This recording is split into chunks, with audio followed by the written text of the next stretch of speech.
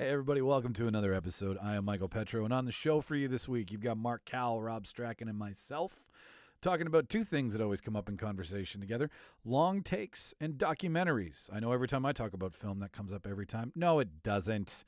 That's why we're doing it today. Long takes specifically, we made our own top 10 list and whittled it away to our top 3. So we throw those in each other's faces and try to figure out who's got the biggest set of cojones to do a long, continuous shot. If you don't know what the long take is, not everybody knows. A long take is where there's no edit, where there's no cut, and it brings you into the story. It's like really watching something instead of being taken out and brought back in from a different angle. And then we talk about the documentaries that blew our hair back. The first documentary that you were like, what's going on in the world? Why are things the way they are? And how did it take so long for me to learn about this in a movie? We talk about that. Plus our weekly watch lists and a bunch of other tangents. I try to promise we don't deliver, but you know what? They end up being so juicy, so we keep them in. That's the show for you, ladies and gentlemen. I have learned that sometimes to say less is to say more.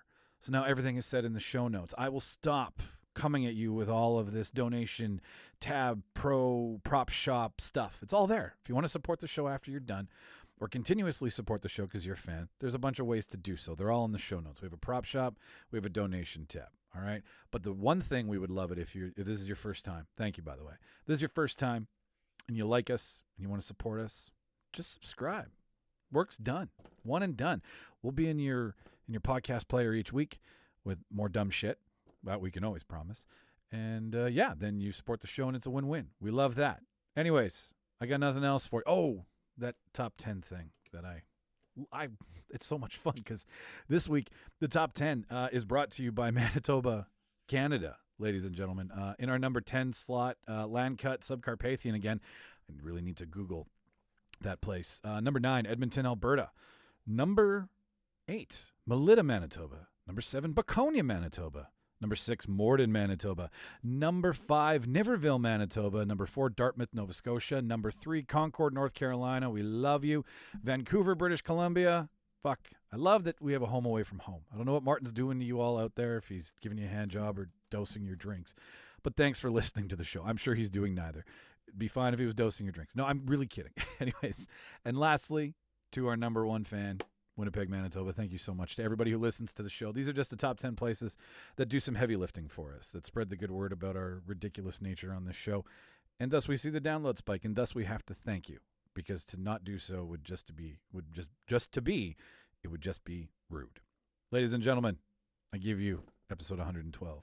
I will cue the reel, and you enjoy the show.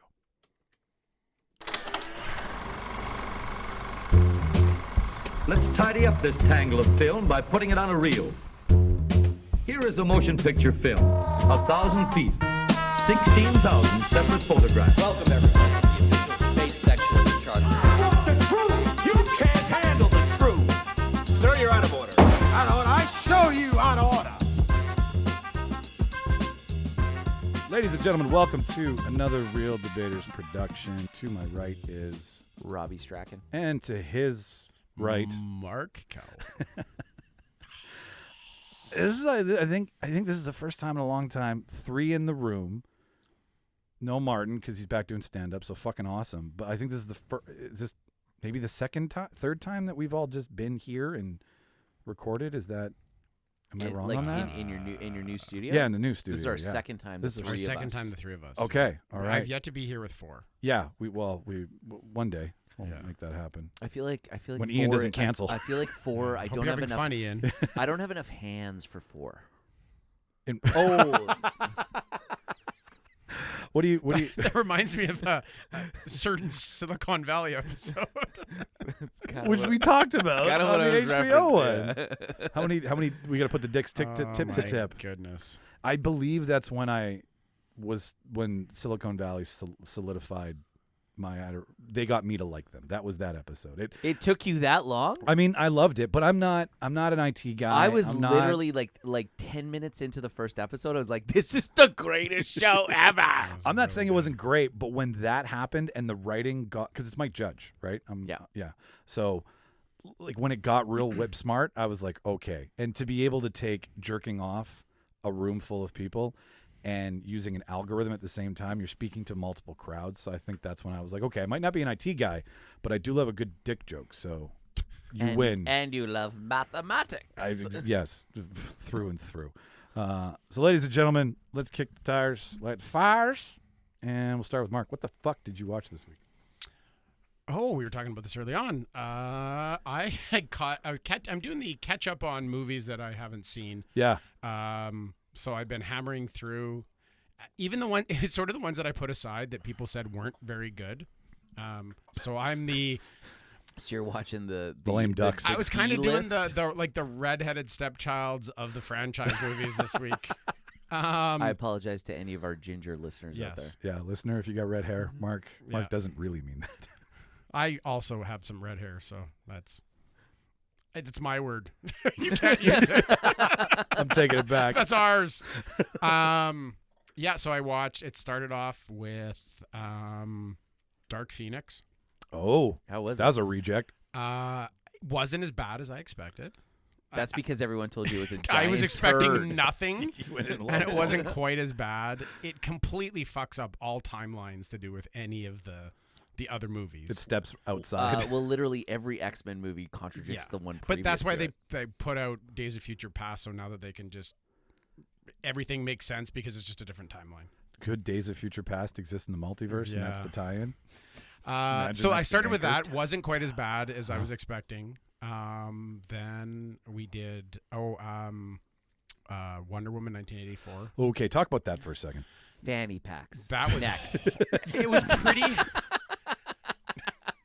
I thought it wasn't great, but I had a long conversation with a guy I work with who's a big comic book aficionado. And he made me see it through the eyes of if the movie was made in 1984, right? It didn't give like the modern treatment. So the cheesiness of movies from that era, it wasn't just the nostalgia of the things in it, but it was made in the way that a movie in 1984 was made in some respects. So I get a little more appreciation for it with that. I just thought it was too much of a love story, right? I think the way that she stops Max Lord at the end by just appealing to the love of his child while she's crying about her lost love. He didn't care about his kid. No, not enough to give up everything. Like he went so far one way that to go back the other way as a character, you're just like nobody would. I don't know. I'm sorry. What if the other guy had a really small dick? In comparison, so just saying, it wasn't great. It certainly didn't live up. Comes down to that every time. Sorry, you're right, Rob. Certainly didn't live up to the first Wonder Woman, which you're expecting it to, and then having the Snyder cut of Justice League in between, gave us the DC universe that I want, and then this felt like a step back in a lot of like Pedro Pascal's character was pretty good. DC Comics had really bad storylines though, with a lot of their comics in the 80s, so I can see that tie-in. But, like, don't give us that shit. Give us something good. It was pretty like, cheesy. When Chris Pine read that script, he should have been like, nope, what the fuck? I'm out. Hammer Pants? Really? You want me in Hammer Pants? Well, actually, them changing and doing that was probably the highlight of the movie. It was such a great scene because it was like, okay, all right, some levity, right? And then I finished off, not to dwell on it because, we've talked about it in the past. Then I watched Bumble Bee today. Of the Transformers franchise. Oh, I haven't seen that. How was that? You know what? It wasn't bad. It was, but it wasn't. It's like an origin story. But it Bumblebee. wasn't good. No, you know what? I liked it. Okay. I like Transformers, and I love the story. I don't need giant robots battling in like downtown Chicago for 25 minutes. But that's fun. Yeah, it is to some extent, what's and your it's amazing Transformers? that they can do CGI like that. But I thought it was cool, like feeling like Bumblebee was real. They're like in a garage and he just transforms into a robot and then he's timid and he's like in the corner of the garage and you really believe that he's a character. Like they did a really good job of incorporating the CGI and making it real because it was real life things. When does this take place? As if it's an origin story, is it like this is right when Cybertron is like falling to the Decepticons and they send Bumblebee. Optimus sends Bumblebee off as like a recon mission to Earth to go there, protect the humans, and then establish an Autobot base in the future. So he's the recon. So this is pre Wiki. Yeah. Can he talk? He can talk at the beginning of the movie, and then they actually have a fight scene where he loses his voice controllers, voice synthesizer. My one issue with Bumblebee Gets ripped out by Starscream. The entire series is he's too big. And he's relatively small in this one because he's the bug, right? So he's like, he's not the Camaro, right? No, he's a bug. That's right, because he was the Camaro. He's and all in the he's in a regular garage. Oh, and perfect. So they didn't fall prey to General Motors product placement. No, they made Buy a Pontiac Solstice, please. At the end of it, he does like kind of a reveal because he, of course, bonds with this teenage girl during the course of it. But right at the end scene where she's like, "No, you have to go. You have people to save," kind of thing. And then he does his little scan thing. They're in like San Francisco, Golden Gate Bridge, and he sees like I would say like a '60s Camaro driving, and he does a little scan, and then he converts to the Camaro, and she's like, "What the? You could have been a Camaro all along. Like you just chose not to be." Get this piece of shit. Yeah, it was hilarious. It's pretty funny. Incognito. It had humor and it was good. John Cena sucked in it, but as is. it was nice that they didn't have many. Like, did he apologize to the CCP? What did he say? Or do? There's let's not get okay. All right, rabbit hole. I don't even remember. All right, fine. They only really had two. Like they had a little bit of the fight at the beginning, but they only had two Decepticons basically come and chase them to Earth. Starscream and no, it was I don't even know what the characters were. They were both cars, and then one could change into a jet, and the other one was a helicopter. So they had like multi-forms. I don't know if they named them in it or not. I didn't bother to check. One was female. New toy that Hasbro launched. That's what they're called. Yes, we need to sell toys from this movie. It was neat. It showed how he lost his voice and then how he kind of gained it back. And he was on Earth and he had no memory because he got the shit kicked out of him. And okay, so because he is such a fucking pivotal character. It's a coming of age. It's a coming of age for Bumblebee. watching his arc. Yes, with teenagers. And I mean, it was obviously marketed for, but at the same time, enjoyable watching. I enjoyed it a lot. I enjoyed it more than like the really deep. What was the last Transformers ones with Mark Wahlberg? Yeah, it just got too much into like the old primes and all that shit was a little too much. Too much Leonard Nimoy. Yeah. So no, I enjoyed it. If you liked the story of Transformers and you like the original Transformers, which I did, Series 1, then for sure. Sweet. And this is not my Bumblebee, essentially, right? Like it's not. Well, it was, yeah, exactly. Like when I had Bumblebee was a fucking bug. Yeah, my Bumblebee is not a fucking 2009 Camaro, and he was this tall compared to Prime. Exactly. This tall. And he is in this. Prime's huge, and he's like pint-sized. Well, that's good because that was my one beef with kind of the first three Michael Bay movies. Is I always thought that there was a little continuity issue with that. No, right? They made him like the right Bumblebee for it. Perfect. Sure, So how many Herbie Love Bugs out of 10 would you give it? You know what? I give it a solid, like for what it was, like a good 9 out of 10, honestly. Nice. I wouldn't, I'm sad that I waited. Well, I'm not sad, but I shouldn't have waited this long to see it.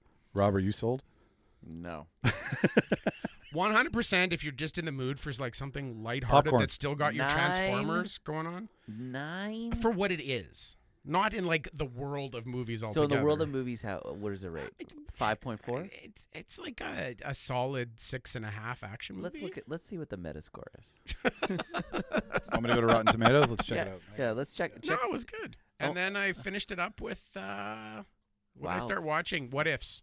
Oh, how is that show? I've watched is it animated? Yeah, The animation's Rob, you great. need to check it out. The animation is beautiful. Yeah, it's really fucking good. beautiful. And I'll let you talk about it. I mean, that's something because Mike hates anything animated. It is. Yeah, no, I watched number 2 today on my lunch break. It's a bit of a balance. Like it's nice animation and it's not over detailed, but you get the feeling that the character, like you get the human feel from them because it's not stylized. They do as good a job to make the characters look like their human counterparts from the movies as possible. Okay. So, you know, like in the second one, like T'Challa looks exactly like him. Like there's not anything different. Like it's not stylized, which is nice. Same thing with like they stay close to the story. The first one is what if Peggy Carter was the one who became the super soldier? And so the actual like I love the movie What If comics when I was younger. Yeah, the movie of Captain America, like the way that Captain America goes, like when they're turning Steve into it, and there's like the Hydra, you know, guy that pulls the gun and steals the thing it's that exact scene. It just plays out a little bit differently, so it feels familiar, which is pretty cool. And all the actors are voiced by the like most of them are voiced. That's the way the What If comic was, though. The What If comic would actually pull from other comics and then stylize it and change it a little bit. Throw in a blender and see what comes out. I liked it a lot. Except for the pencils were different, right? Because it wouldn't always be the same artist, right? So if the What If was maybe something pertaining to Spider-Man, it wouldn't necessarily be Eric Larson. Yeah, you'd get your artist from your series, and it would change. But correct. It was the same kind of feel and scenes and stuff like that. They're short. What's the Metascore? 6.7 on IMDb. Oh, 6.5. Oh, 6.7. Come on down. You're the next contestant on The Price is Right. Without going over. No kidding. That was close by 0.2. So it's a C. It's a C. Minus. But you know what, though? Okay, so in his defense, yeah, going in, being told, whatever, piece of shit, and then walking away happy and not wasting 2 hours, yeah, I get it. Like, that's your argument. Like, right? I felt a little disappointed at the end of Wonder Woman. I'm like, I did too. Me and dude. Shauno. Chrissy gave up watching it. I was so. mad because I paid the premium $1 to watch it. Oh, you paid the 30. I don't know. I don't remember. Whatever it was, the premium release. Maybe yeah. it was. I'm yeah. I'll figure out a way to write it off. The whole time we were talking about it, I think season 3 of Stranger Things that takes place in the mall did a better job of taking me back to the 80s than Wonder Woman did. Well, and I will. Or every time I watch Ghostbusters. Yeah. Or that. To your point, Mark, I did hear the same thing from somebody else. They didn't explain it the same way, but they said, remember the 80s TV show of Wonder Woman and how cheesy it was? And I was like, yeah. And they're like, that's what they tried to do. And I was like, okay, great. But that's fine if the first thing wasn't so fucking awesome. Except for it didn't have the cheesy invisible jet where she's just like flying in the air. And Kristen Wiig is. But they did find a way to include the invisible jet. They did, right? I mean, I didn't really like Kristen Wiig in that movie. No, she didn't fit. She did not fit. But see, I looked at her. She was good as the mousy part, but I guess when she kind of switched over and then like she became Tigra and it just I didn't like her as Cheetah at all. Sorry, Cheetah. Yeah, like were you watching the Thundercats or fuck? Thundercats. I'm tired. Okay. Panthro wasn't really all up to the snuff. 80s are getting mixed together. Snarlcat, is that? She kind of reminded Snarf. Cringer. Snarf, that's a He-Man. Close. Close. Cringer's the Snarf of the He-Man universe. Yeah. Isn't or is he the Ordo? He's kind of almost Orko. He's almost fuck. I'm gonna just stop talking. That's okay, man. That's what we're here for. Nobody claims that we're pros on this show. Anyways, you were saying. Anyways, I looked at it like the early Superman movies with like Pryor. What was that, like 3? Superman 3. Right? And it's so cheesy. But if you see That it was the through one with that, the blood. yeah, like you see it through that lens, I'm like, okay. The Pryor one is gold though. You know that scene where he has to like put the cards in, and the two guys are knocked out, and he's like he's trying to put the other one in, and he's trying to like use his leg to push the other guy's hand into the thing. That shit is fucking funny, and it still holds up. And that's what you get when you put crazy, angry, coked out Richard Pryor in a movie. You're gonna get fucking comedy gold. I think With he was. Gene I Hackman think he and- was on a clean little spurt. You think? Yeah. Yeah. Now Brewster's Millions, motherfucker. fucked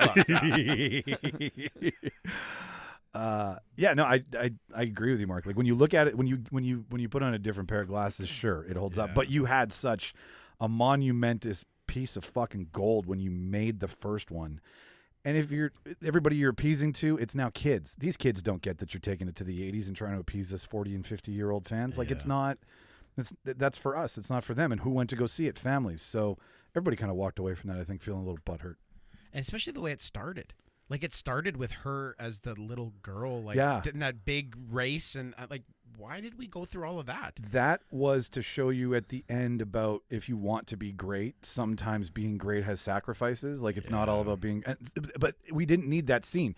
If that's the story you were telling when she had to give up Trevor Pine, whatever. You know what I felt like it was? Okay, you know the newer Conan Steve Barbarian movie. Thank you. The Conan the Barbarian movie. Yeah, Jason Momoa. Jason Momoa.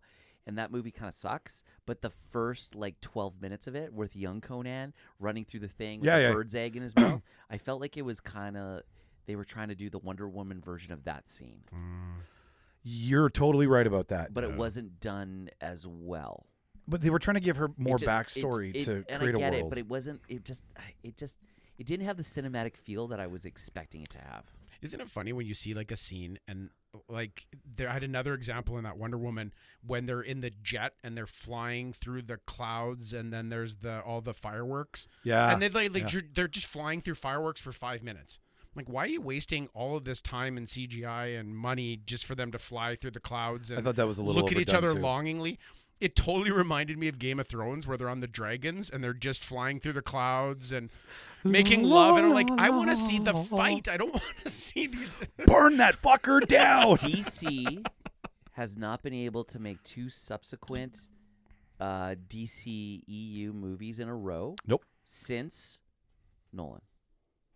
Oh, Dark Knight. They with Batman Begins, Dark Knight Rises, like that. Those are the only time they've had 3 movies that are cohesive where they're super fucking good, all 3 of them. Yeah. Anytime they try to do a sequel to something, it fucking sucks. They are just I don't know what it is. There isn't enough continuity or reliability with them from movie to movie. Because Batman's cool as fuck. But Nolan keeps continuity in mind almost. Like when you give something to that man at that level with that price, you get what you pay for.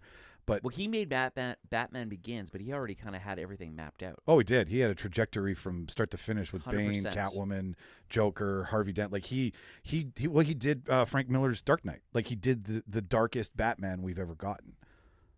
And Why it's the best Batman. And I want to see Zack Snyder's whole universe. Give us it all. Yeah, like a trilogy from him would have been amazing. And you know Never what? gonna happen. No, it's not, but it should. Warner Brothers. Warner Brothers, if you're listening, let him do his thing. Yeah, let him spread his wings. Did anybody see that black and white? Yeah. Well, I saw half of it before I was like, I've seen this. I was like, this is not something I want to do for another 4.5 hours. So what but else? it gave it a different. You know what it felt like? It felt like watching a cheesy detective movie. Yeah, because Batman's a detective, right? So if he's not just a detective, he's the world's greatest detective. Okay, thank you. I wish he used more of his I wish he used more of his bat belt, like random things from Batarangs. Bat shark repellent is still my favorite from Batman 66. Yeah. Like when you're like shark repellent, man. Like who first of all makes it? Who first of all anticipates a shark? Like you got to ask a lot of questions. The world's greatest detective. Yeah, the world's greatest detective, who's also a billionaire playboy. But he's now the world's greatest telling a future. Then, if he knows he needs shark bait, whatever. Point is, Rob's right. Was the shark repellent their jump the shark moment? Pretty much. What? No, the Batoozy was the jump the shark moment. So many Adam West moments. No, you're right, Rob. Like they go, okay, cool, we did this, we've got him, and we don't need to follow up on that. But you're like, you fucking have to follow up on that. And when they introduced Wonder Woman in the bad Justice League, she came on scene badass, and then they followed up a movie with this badass in it. And you were like, okay, and that music that plays when she comes on screen, right? Like that, it's just so thrilling. And then you get this, they took Wonder Woman. It's weird how it's very similar to when Thor comes in. Yes. Yeah. Because isn't it? She's like female Thor. Yeah, she's 100% female Thor. Totally female. She's DC Thor. Yeah. Female 4? Female 4. Female 4. Female 4. I'm talking like my 2-year-old. But she was like you're saying, she was so badass in like Batman versus Superman and all that shit. Yeah. And then this comes out and she's like, you made her a ditzy girl. She's kind of like she can't seem to throw her lasso through some wind. Yeah. Yeah. I'm like, what? But wasn't she like losing her powers or something in it? No, too, but that's after she got them back. Yeah. Like when they. You know what? I think that movie all in all was a miss, and I hope they do another follow-up Wonder Woman, and it's fucking awesome. I do too. And my gut's telling me that the next one will be okay. Rob, I want to keep you awake because you've been up since 6, so you go next. All right, so I'm watching this new show on Netflix called Salvation. Oh, okay. So it's a CBC show, so it's a network show. Sweet.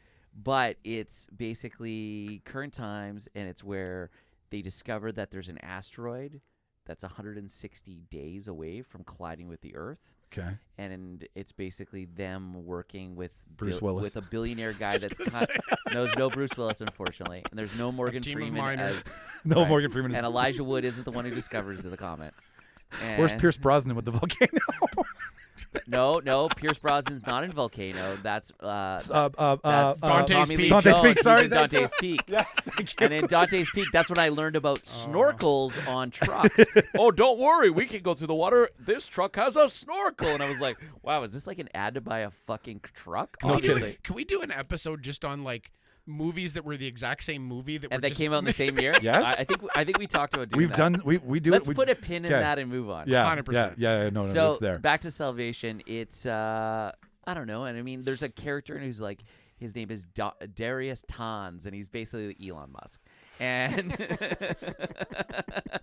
because who wouldn't save the Right? You know, Yeah, but if it's- anybody's gonna I don't do know. it. It's got we need high to send level a big Falcon rocket high up. level conspiracy, and like, you know, with the White House and the Pentagon and with the Russians, and I don't know, I just like it. I like anything. I where love the- that shit too. Where the world's gonna end and a bunch of fucking high level rich people You solving love shit. 2012, don't you? Oh, 20. I fucking love Yeah, I 2012. know Woody you do. Harrelson's so good in that shit. Yeah, but I mean, so I've been watching that show. I started. Who's in it? Nobody. I don't Really? know. Is it, so it's It's just a bunch of people.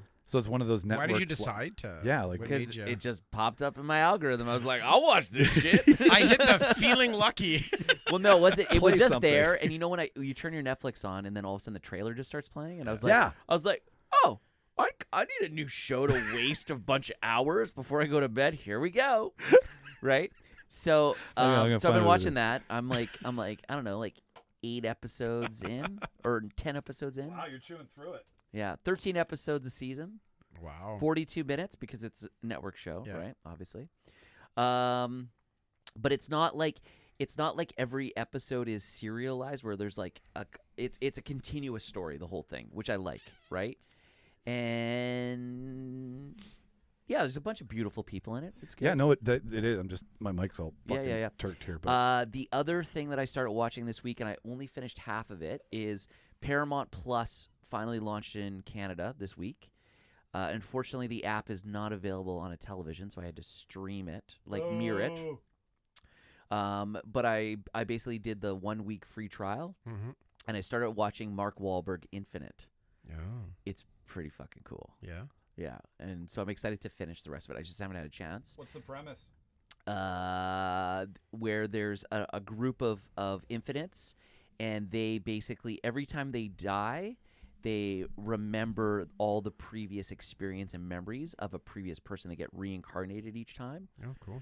And so they get reincarnated in a new body and have that person's memories and lose their correct. previous. Over, that's cool. Over hundreds and thousands of years. And there's 2 factions with the infinite. There's the believers that believe they're there to help the world, and then there's what's the other faction called? They're basically the opposite, almost like deniers, and they want the world to be destroyed and to end because they don't want to, deal with having to have these. Yeah, we're good. We're done. We've done this kind of thing. Right? Yeah. Okay. Yeah.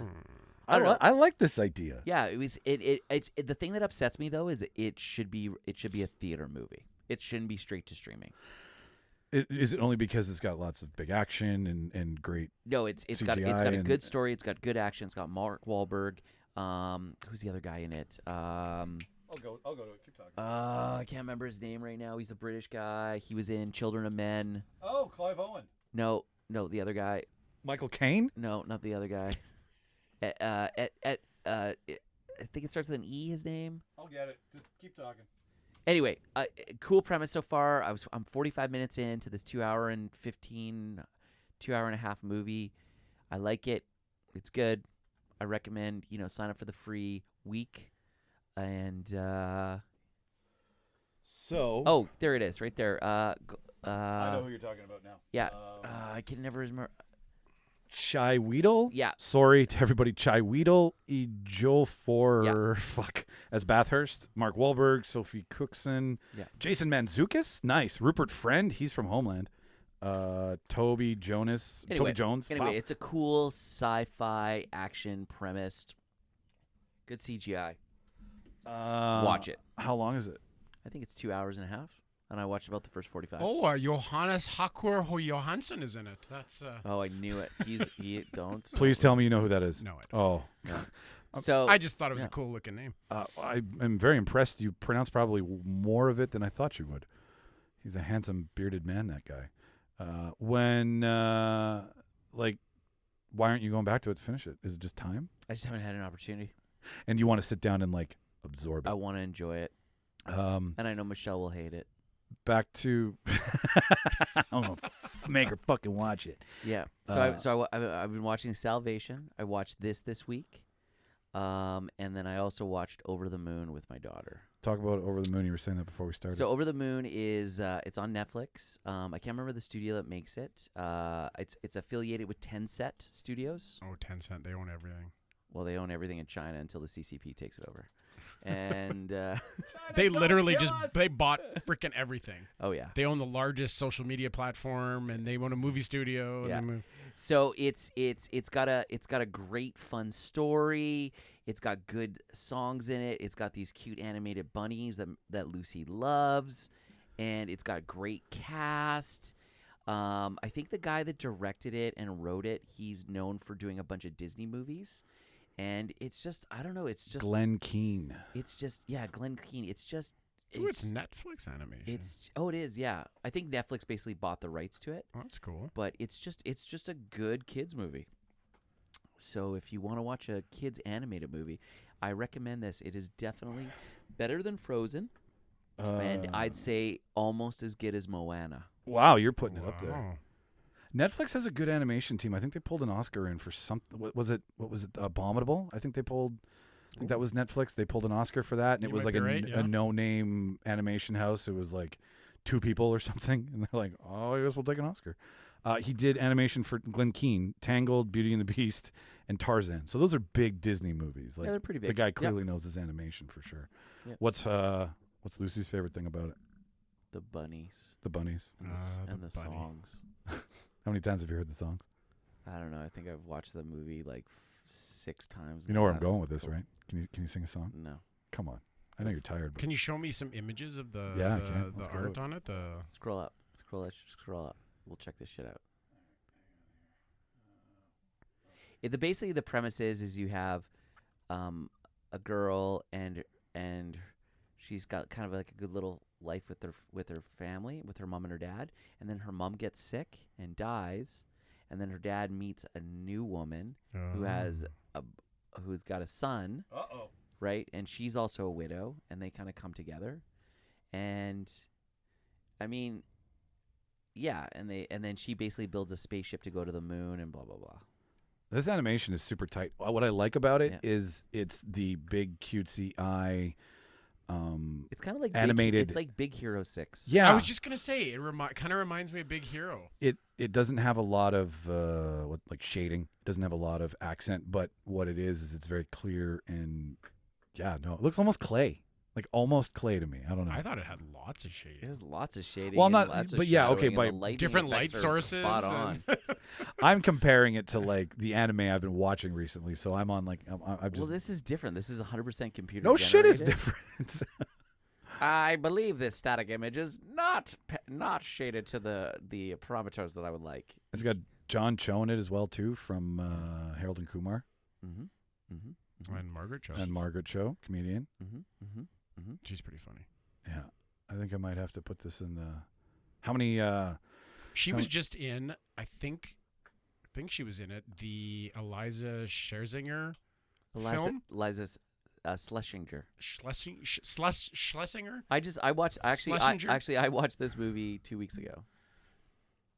The Eliza movie? Yeah. Yeah. It wasn't bad. I watched it because I listened to Eliza on Rogan, and then I was like... Same thing. And then I was like, fuck, I'm going to watch this fucking movie. 100%. Yeah. That's how I did it. I forgot how funny she is. She's so great. I like her. She's pretty funny. She's the Elder Millennial special is so precise. Yeah. I equate her to a Robin Williams. Her animated comedy, her movement around stage, her impressions, the in and out that she moves with such ease is very. She's not as hot as Robin Williams, though. No, I would do Robin Williams. She's first. one of my favorite set comics. Like her show is a show. Yeah, it's not a lot of interplay with the audience. But it's great. She's for you, as opposed to interacting with you. 100%. Right? Hey, you guys ever think of this? She's like, let me tell you a story, and then she just goes, and it's very. full of exposition, full of like good word, exposition. yeah, I've been reading a lot about exposition and why I like certain things so much. I feel like you've been challenging yourself to say lots of words with multiple syllables. I've been reading. Did you see the film books in here, man? I've been like, I should probably study up on some terms and shit. Are you familiarizing yourself with mise en scène? Mise en scene? Is that It's so. Son? It's French, bro. No, I'm not, obviously. I know some mise en place. I do, yeah. I have my garlic. I have my my shallots. I have my oil. I got it. I apologize to all of our listeners in Eastern Canada, aka Quebec, the Belle Province, for Mike Petrow's lack of the French knowledge. Sorry That's for not okay. picking up the first official known language of Canada. I mean, the only thing I can say in French is "Est-ce que je peux aller aux toilettes?" which is basically, may I go to the bathroom so I can get the fuck out of French class. I know fermer la grande bouche, which was from French class. Shut your big mouth. Je ne sais pas. Je ne sais pas. Voulez-vous coucher avec moi ce soir? Je m'appelle Rob. Mark, Comment t'appelles-tu? before I go in here, I want to find out how many cute bunnies out of 10 is over the moon. For you, because you've been watching it so much. I mean, 9.2. really? Yeah. Have you seen It's pretty fucking cute. I love that you get Have you seen returns out that of it every time. VR animation where the bunny and the spaceship come down? No, that bunny reminds me of. Do it like a Google for like VR bunny or something, and it was like it's one of the first cartoons that they did in full VR. I know this one. I saw it. That bunny reminds me of the bunny from your movie there. With the big eyes. Yeah. And oh shit. This is definitely more It might- kind of cartoony, whereas the This other one is is just no- more This cute. is. Well, this is the skip ad. I can't play YouTube on us because YouTube they'll find it somehow. Oh yeah, we don't need the. I just was kind of curious, but the bunny totally reminded me of the. Yeah, and this thing was in like I think it's in my VR headset to tell you the It truth. is. I watched it. On Yeah, it, that's okay. All right. So And you Wow, look around and the non-porn bunny's in like your VR hiding headset? behind you. And I can know. you just give me a picture of the bunny? Yeah, I can. Like, could you fast forward past this? Young Dude. Jamie. Yeah, Oh, we're in the VR thing. We'll just look at the bunny. Yeah. Just give me images of the bunny. That's all I need. yeah. I'm seeing these. Doesn't that not images. look somewhat like? Yeah. No, that one looks a little. I mean, more... this is definitely more rudimentary kind of animation. So, and listen, none of our viewers can see this anyway, so maybe we should move on. We don't have viewers, Rob. Yeah. Hey, Mark. That's the reason they can't see it. We're- Ergo. they might be looking at the time tick on Spotify. Yes. They're listeners, ergo no viewing. So- Vis-a-vis. You're dead to me. You're dead to me. So I finally listened to my mother, and she's been ranting and raving about how Yellowstone. Outlander? No, not Outlander. Oh, my mother loves Outlander. I've watched Outlander. She listens to the book on tape. She just loves it. I've heard there's so much sex in that show. Oh yeah, Maybe that's why there's she lots. likes it. That's There's weird. lots. No, my mom's still getting through 50 Shades. She isn't on Outlander yet. Okay. She's I don't only- know. She's only 30 shades yeah, through. she's- Outlander is basically softcore can still leave with some porn shame. for menopausal women. Oh, wow. Yeah. So, my mom's been ranting and raving about Yellowstone on Prime. That's what Kevin Costner. That's what Kevin Costner, Luke Grimes. Well, Kevin Costner is always a home run if there's horses in there. With him. Except for the movie. we were talking Postman. about this because you were like, "Yeah, in the Postman." We were talking about this outside of Rumors. Yeah. So it's fucking okay. So it's Tyler Sheridan. So Sons of Anarchy for anybody out there. Okay. I like Sons of Anarchy. Even if you were like getting a little fed up with Jax and not being able to make up a decision, it was a great show, right? It exposed you to motorcycle culture. Maybe if you didn't know anything about it. Kim Coates, Canadian, right? Tig, the guy who's perverted, wants to fuck everything. Remember that guy? And like, what's his face who played Ron Perlman? As like there's just it was fun. So I will say that because I've watched Sons so many times, he's taken the same spec of how Sons was done, and he's applied it to ranching and farming and land ownership and indigenous rights and horses and pick- horses and pickups instead of Harleys. yeah, it's like the horses are the Harleys. The same dynamic is there. A broken family trying to get Is through there shit. brothels? There's no brothels. There's no porn Is Jimmy, stars. Is Jimmy Smith's in it? Jimmy Smith? Is I'm out. Is it a town of 1,000 people that has 8 bike gangs? It takes place in yeah. I would move out of Charming if I was anybody. Like, why do you live in this town? but Stockton's right there because you can always get your car fixed. So And there's always a strip club. yeah, I mean, there's no reason to leave. And But- lots of heroin. Drug trafficking, Also, arms Banshee trafficking. would be another show that's very similar to that. Too. Okay, I've also heard about that. Which show? Banshee. Banshee on HBO. Yeah. Yeah. Is that one? Oh, okay. I know. What you're talking about. Banshee, the twist, the bad guys in it are like Amish gangsters. Which is really kind of an interesting twist. Thanks for ruining it for me. No, I like to see an Amish gangster. Yeah, I'm- it's I'm not- actually I'm not gonna they watch it. twist in like you know how you're talking about like the indigenous culture in this one. Okay. Yeah. In that one, it's like a twist around like an Amish town, and the big bad guy big in bad it is guy. actually like, and so it's a play between the does- traditional Amish. Raise a barn on one day. Yeah, Soon I'll raise another. Right? It's a weird idea, do they but use it worked. do they use technology? He does, which is sort of his balance between Whoa. getting shunned from his family, but he's a businessman and. Anyway, so it's absolutely fucking fantastic. Kevin Costner's executive producer, so there's a lot of experience there with the big movies that he's made. And Do they spend extra money to CGI in more hair? I think he just went and bought some because he's looking full. As a person who's losing, Perfect. I noticed that first. I'm The like, Ted Danson. yes, yeah, very full and lush, but like, so he's John Dutton, and he owns Yellowstone Ranch, and it's straight up cowboy and man. Like we're talking chaps, roping, cowboys living in a bunkhouse, eating Assless chili. chaps? No jeans, but I mean, you probably, I don't know. But it's this drama. It's the Shakespearean drama that unfolds over in Montana. He's the biggest landowner in Montana in the history of America, actually. And so the governor's going after him. This land developer's going Is after something him. rotten in Denmark? Something's rotten in Montana, that's for sure. Perfect. It's got those what the fuck moments like Sons did, like when Peggy from Married with Children gets raped. Katie Seagal, thank you. When she gets beaten and raped by Henry Rollins, Yeah. and you're just like, whoa. Or when, I don't know, spoiler alert, everybody, if you haven't seen Sons, like when they kill. when Opie gets killed. When Opie gets killed, like these. Okay, so these moments are happening in season 1, and they're happening in the first 3 episodes. How about when they burn off that guy's son's tattoo? Oh yeah. Or when they burn Tig's wife or daughter. Oh, that's right. I Forgot about that. Like, and so this is constantly happening, but just in a different world. And there's one son, Wes Bentley from American Beauty, guy filming the bag. Okay, yeah. He plays the lawyer. He's got a daughter. She was Watson's wife. I prefer to refer to him as the doctor that dies on the shallow water world in Interstellar. Okay, fair enough. And there's a daughter who's an alcoholic and a drug addict, and she's just causing trouble. Cole Hauser's in it. I don't know if you guys remember Cole Hauser, big redhead from Fast and the Furious. He was the guy he was the redhead in Dazed and Confused with the other paddle. Oh, yeah. Cole Hauser. So he Yeah. plays like the ranch hand, and he fighting, fucking roping, cowboying, horse riding, cattle sales, the whole nine. So it's fucking amazing. It's Tyler Sheridan, who's executive VP, writer and director. It's his baby. Does whatever the fuck he wants. How many with seasons of it? 3. Which streaming service? Prime.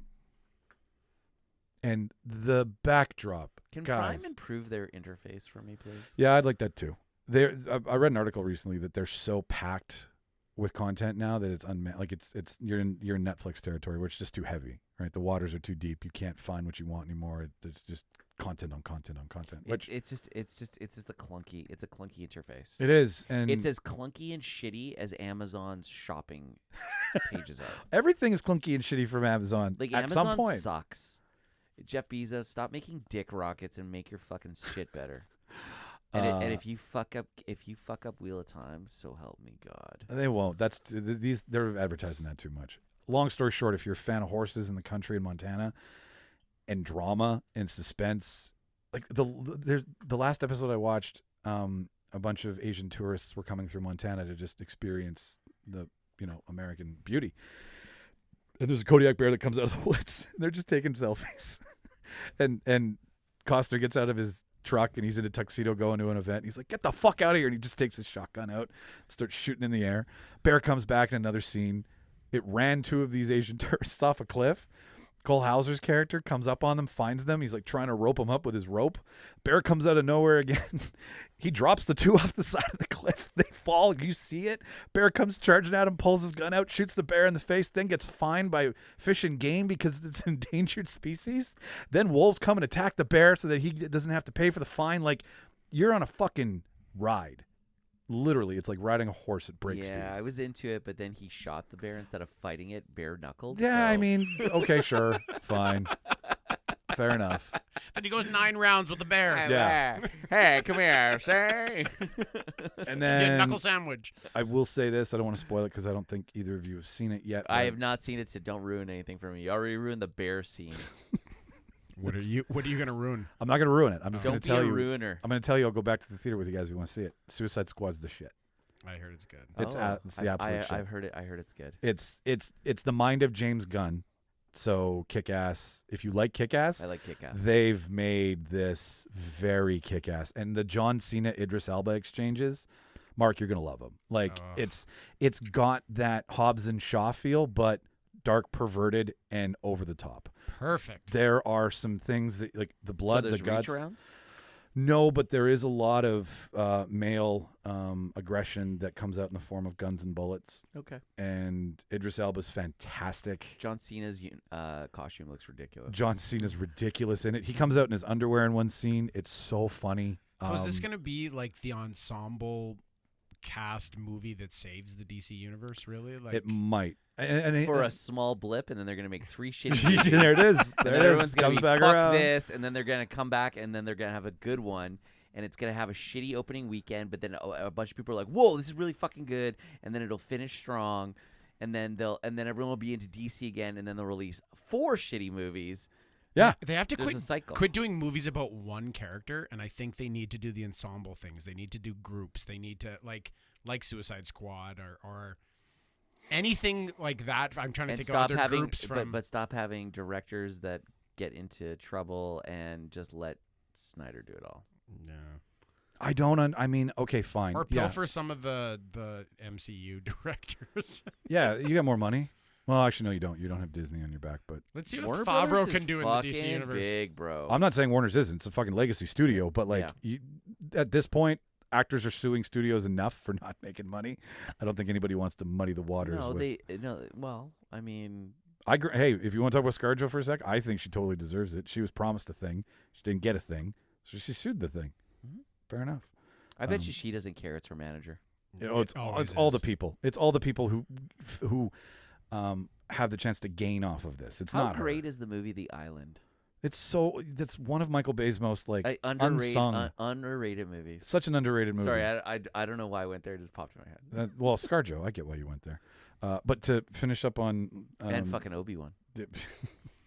to finish up, that's going to be such a good series. But to finish up on Suicide Squad, it's everything. It's just like Justice League. It's like, yeah, okay, David. Which version of Justice League? The second version, the one made not by a piece of shit. It just has that. It vibes. It flows. It's well, fun. it's because they didn't have Will Smith in it. You know what? Did you like Birds of Prey? I thought love Birds of Prey. Was good. I didn't I watch thought it. Birds of Prey was good Was too. it good? Yes. I I didn't want to. I've been so stung by these DC movies. That I I'm get like, it. I'm a little skeptical. But Harley. Is Adam Beach in it? No, he's not even in the first Justice League. If you really want to get Well, he get was in the technical. first Suicide Squad for like. Sorry, yeah, thank you. Yeah. What, 10 seconds? Yeah. He was the first person to die. He walked down the street and then he died. I wonder if he pissed somebody off, like he was going to be a major character. How much residual do you think he gets? Not. I bet you he gets these like fat. Adam, come on the show. residual checks Tell us about it. for Yeah. like 12 minutes in a movie. I bet you it's like it's more ridiculous than we think. You know what? Yeah, it's got to be. To him, it's probably not. But to us, it's like, how do you do nothing and get that? Yeah, How does that transfer? yeah. I don't know. I'll go see Suicide Squad with either of you. I if you mean, wanna it's go. probably not as good as. Is it Wind Talkers that he's in? Yes, it's Wind Talkers. Yeah. that That's he's a in. fucking good movie. It's a great. It was a great idea for a movie to tell that story Oh yeah. and like use Navajo language for Yeah. codes. Like, Yeah. fuck Well, you. That was a real thing. Yeah, that's what I'm saying. Like, yeah, it's a Nick great. Nick Cage is good in that movie. Nick Cage is good in everything. Nick Cage Just is good ask, in everything. just ask Nick Cage. Yeah, I'm just going to the source. He just told me he's good in everything. So, but yeah, no, it Is that del- before or after he had to sell his comic book collection? It was before. The man had the world's greatest comic book collection. Had to sell it. Fuck. That's because he believed everybody who had a thing to sell him. That's what happens. They Well, just it's get. because And then he bought, tried to like- drink himself to death in He Vegas. bought like 6 wait. castles. He's like, I need not 1 castle, but 6. Can you imagine being his kids?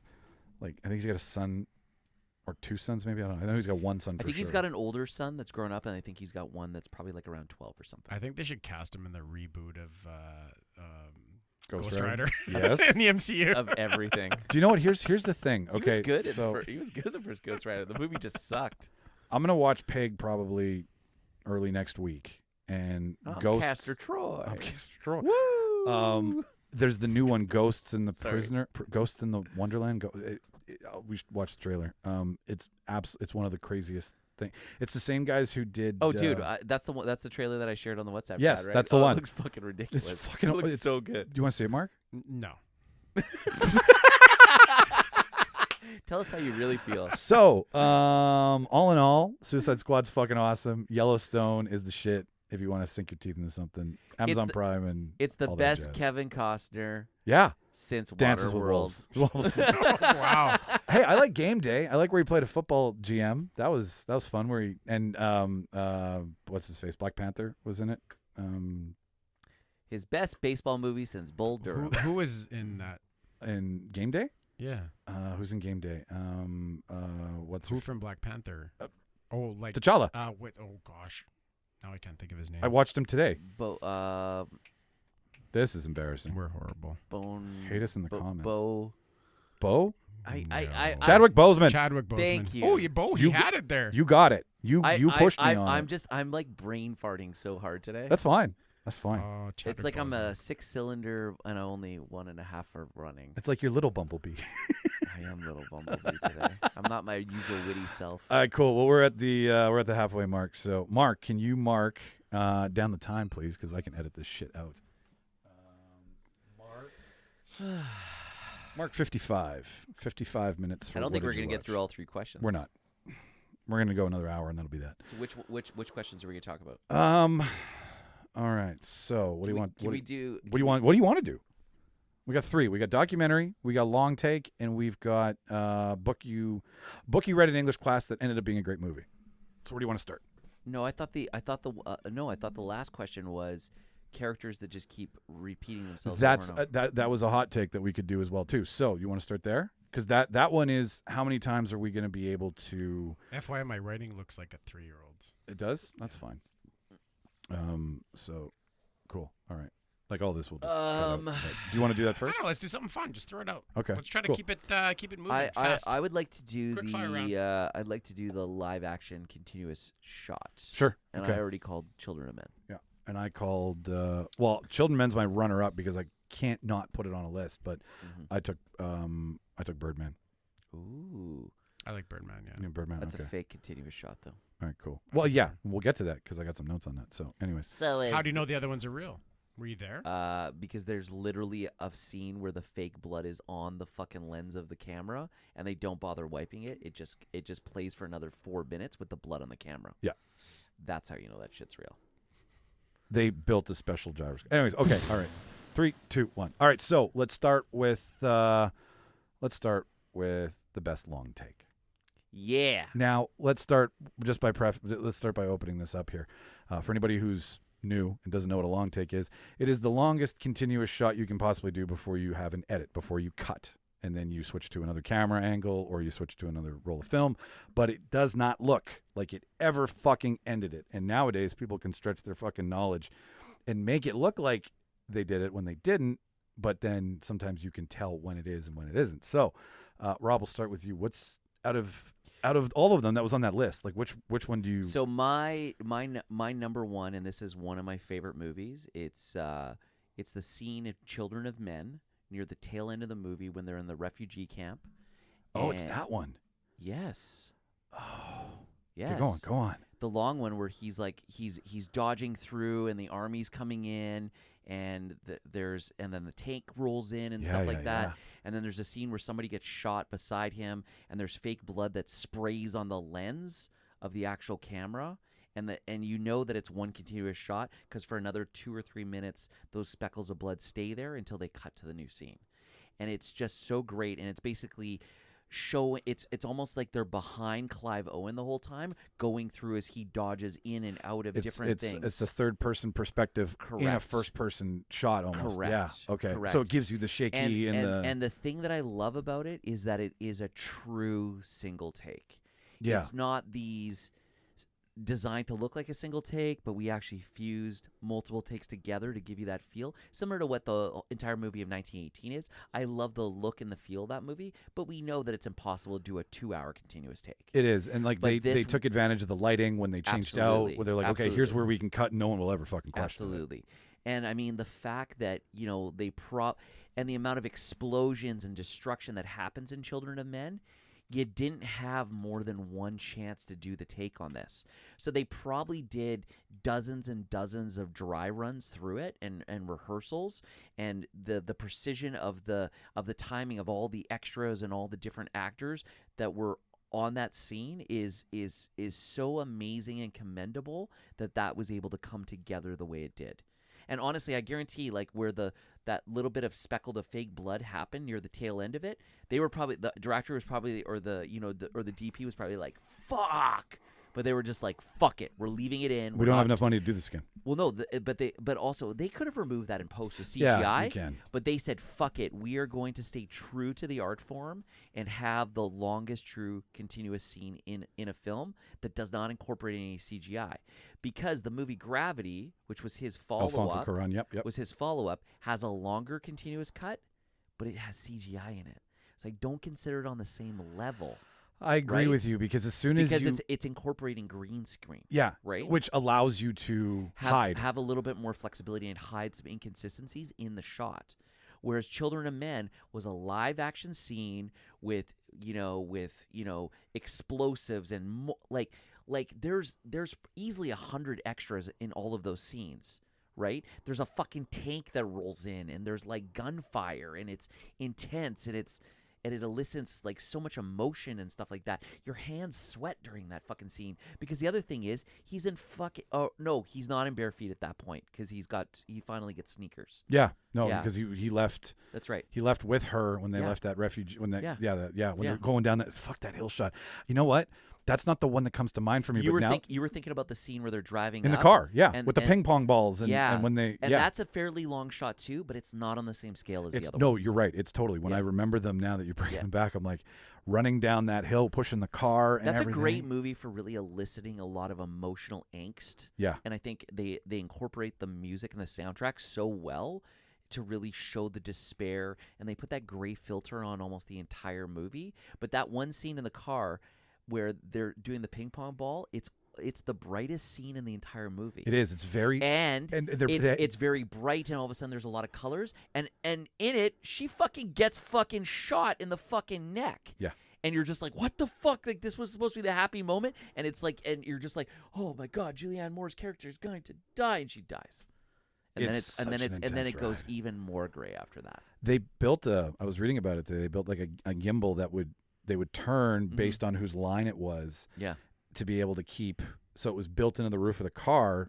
So you were never out of the car. You were only, and you had 5 perspectives of people in the car. Oh, that's pretty cool. So like you'd be the driver for a minute, then you'd be the passenger, then you'd be trying to watching them help Julianne Moore, then you'd be the crying nurse and the pregnant girl, and then you're Clive Owen, and you're just going through the ride with them. It was. I have not seen the movie, so. Put Children of Men on your list. It's one of those great dystopian future movies. Do you know the premise at all? No, I'm fine though. Okay. We don't need to talk about it. Humans can't have babies. Pretty much that's perfect. it. And basically, the last child went in the date of it. The youngest person in the world, who's 18 years old, dies. Okay. So there's been no new children born for 18 years, and basically the whole world is slowly collapsed, and England has become kind of like the last bastion of true civilization. Yeah, perfect. It'll take you for a ride for sure. I'll add it to the list. I picked. It's also got like an anti-immigration commentary in it. Yeah. If you've watched, the other thing is the sergeant at the end, who's like a total psychopath. He's the same guy that plays in Ozarks. The couple that grows the opium. Yeah. Right. The patriarch guy. Yeah. He's in there, but with his actual British accent, which is kind of throws That's me right, for a he loop is, yeah, because he's actually not American. Anyway, Children of Men is so fantastic, and it actually has arguably two of the best long shots in cinematic history. I will check it out. It's a flex for sure. I picked Birdman, and it's nowhere near as intense as most long shots, because long shots are usually. And it's also not. It's not a true long shot. It is not a true long it's shot. Adulterated slightly, but same director. Same. No, different director. Oh, Alejandro it G. is. Inarritu. Sorry, yeah. I'm totally. That's mixing okay. No. I directors. think it's the same. I think it's the same cinematographer though. Oh, I think that might be that's what it is. It is. Okay. So, but it's the shot throughout the theater. Throughout the theater, When he's going through the backstage, when and he's up going, the stairs, and he's losing his mind. He's got his trench coat on, and he's just trying to get away from everything. And what I love about it is that most long takes, like the one in Revenant, for example, we're trying to watch the natives kill the trappers, right? Indigenous. Thank you. And so you're watching all of this action happen. It's designed to incorporate a lot, but this is little bits of things that, as you mentioned before, have to be timed so right. So you've got like 6 or 8, I think, groups of things that are happening that are happening on, okay, go. All right, now. All right, here. Like, and if you fuck it up, like you just don't have the window or the fucking budget. Cause this is the thing, is that this is where directors like, I'm going to fucking flex for you. Right. And show what I really can do if you're allowed to have a budget and have those days. And I imagine arguing this kind of shit's not easy, but I think it's just the fact that it is so natural in its form, well edited, but a natural progression of what somebody's going through. You're watching him lose his mind, and as he's walking by people, nobody give a fuck. Gets in his argument with Edward Norton, the thing that happened, like, and then the thing happens underneath the sheets with Edward Norton and Naomi Watts, where he gets a real boner. Like, all of this is happening, and you forget that we haven't broke yet. So you go on this journey with this guy, and it really brought me into how Keaton was experiencing being inadequate, being not known, being not having a Facebook page, and trying to stay relevant. And that style of filming, I think, really drew attention to the movie. It does, right? It changed style of cinematography there. Like you can't watch Birdman without it now. Like, can you imagine if it was done in cuts and stuff? It just wouldn't be the same. No, and it's also a play, a theater. And to showcase the idea that in theater you're capturing as much reality as possible, that's being shown to you through the shot, that all of this reality is happening in a natural progression. And so it's kind of like the color scene in Children of Men, right? Where we're showing a thing with the colors about how the scene is happening. We're using this walkthrough to give you an idea of how inconsiderate these people are and don't give a shit about them. So yeah, I'll agree with you. I think from a visual perspective, it's very astounding. Yeah. But from a technical perspective, I still don't think it's on par with that final long take in Children of Men, mostly just because if they didn't get the first one right, they could restart the whole thing and redo it. Whereas with the Children of Men, they literally they kept it. They proved to you. Well, they had elements in there that could only be done once. But does it have to be complex to be good? I think from a technical perspective, I think it's a call out to the complexity is what truly makes it awe-inspiring, I think. Okay. And it's also just an emotionally angst scene as well. But I get where you're coming there's from. A lot of simple one takes that lock in our memory, right, from movies. That the one that I would kind of pick as mine is right off your wall.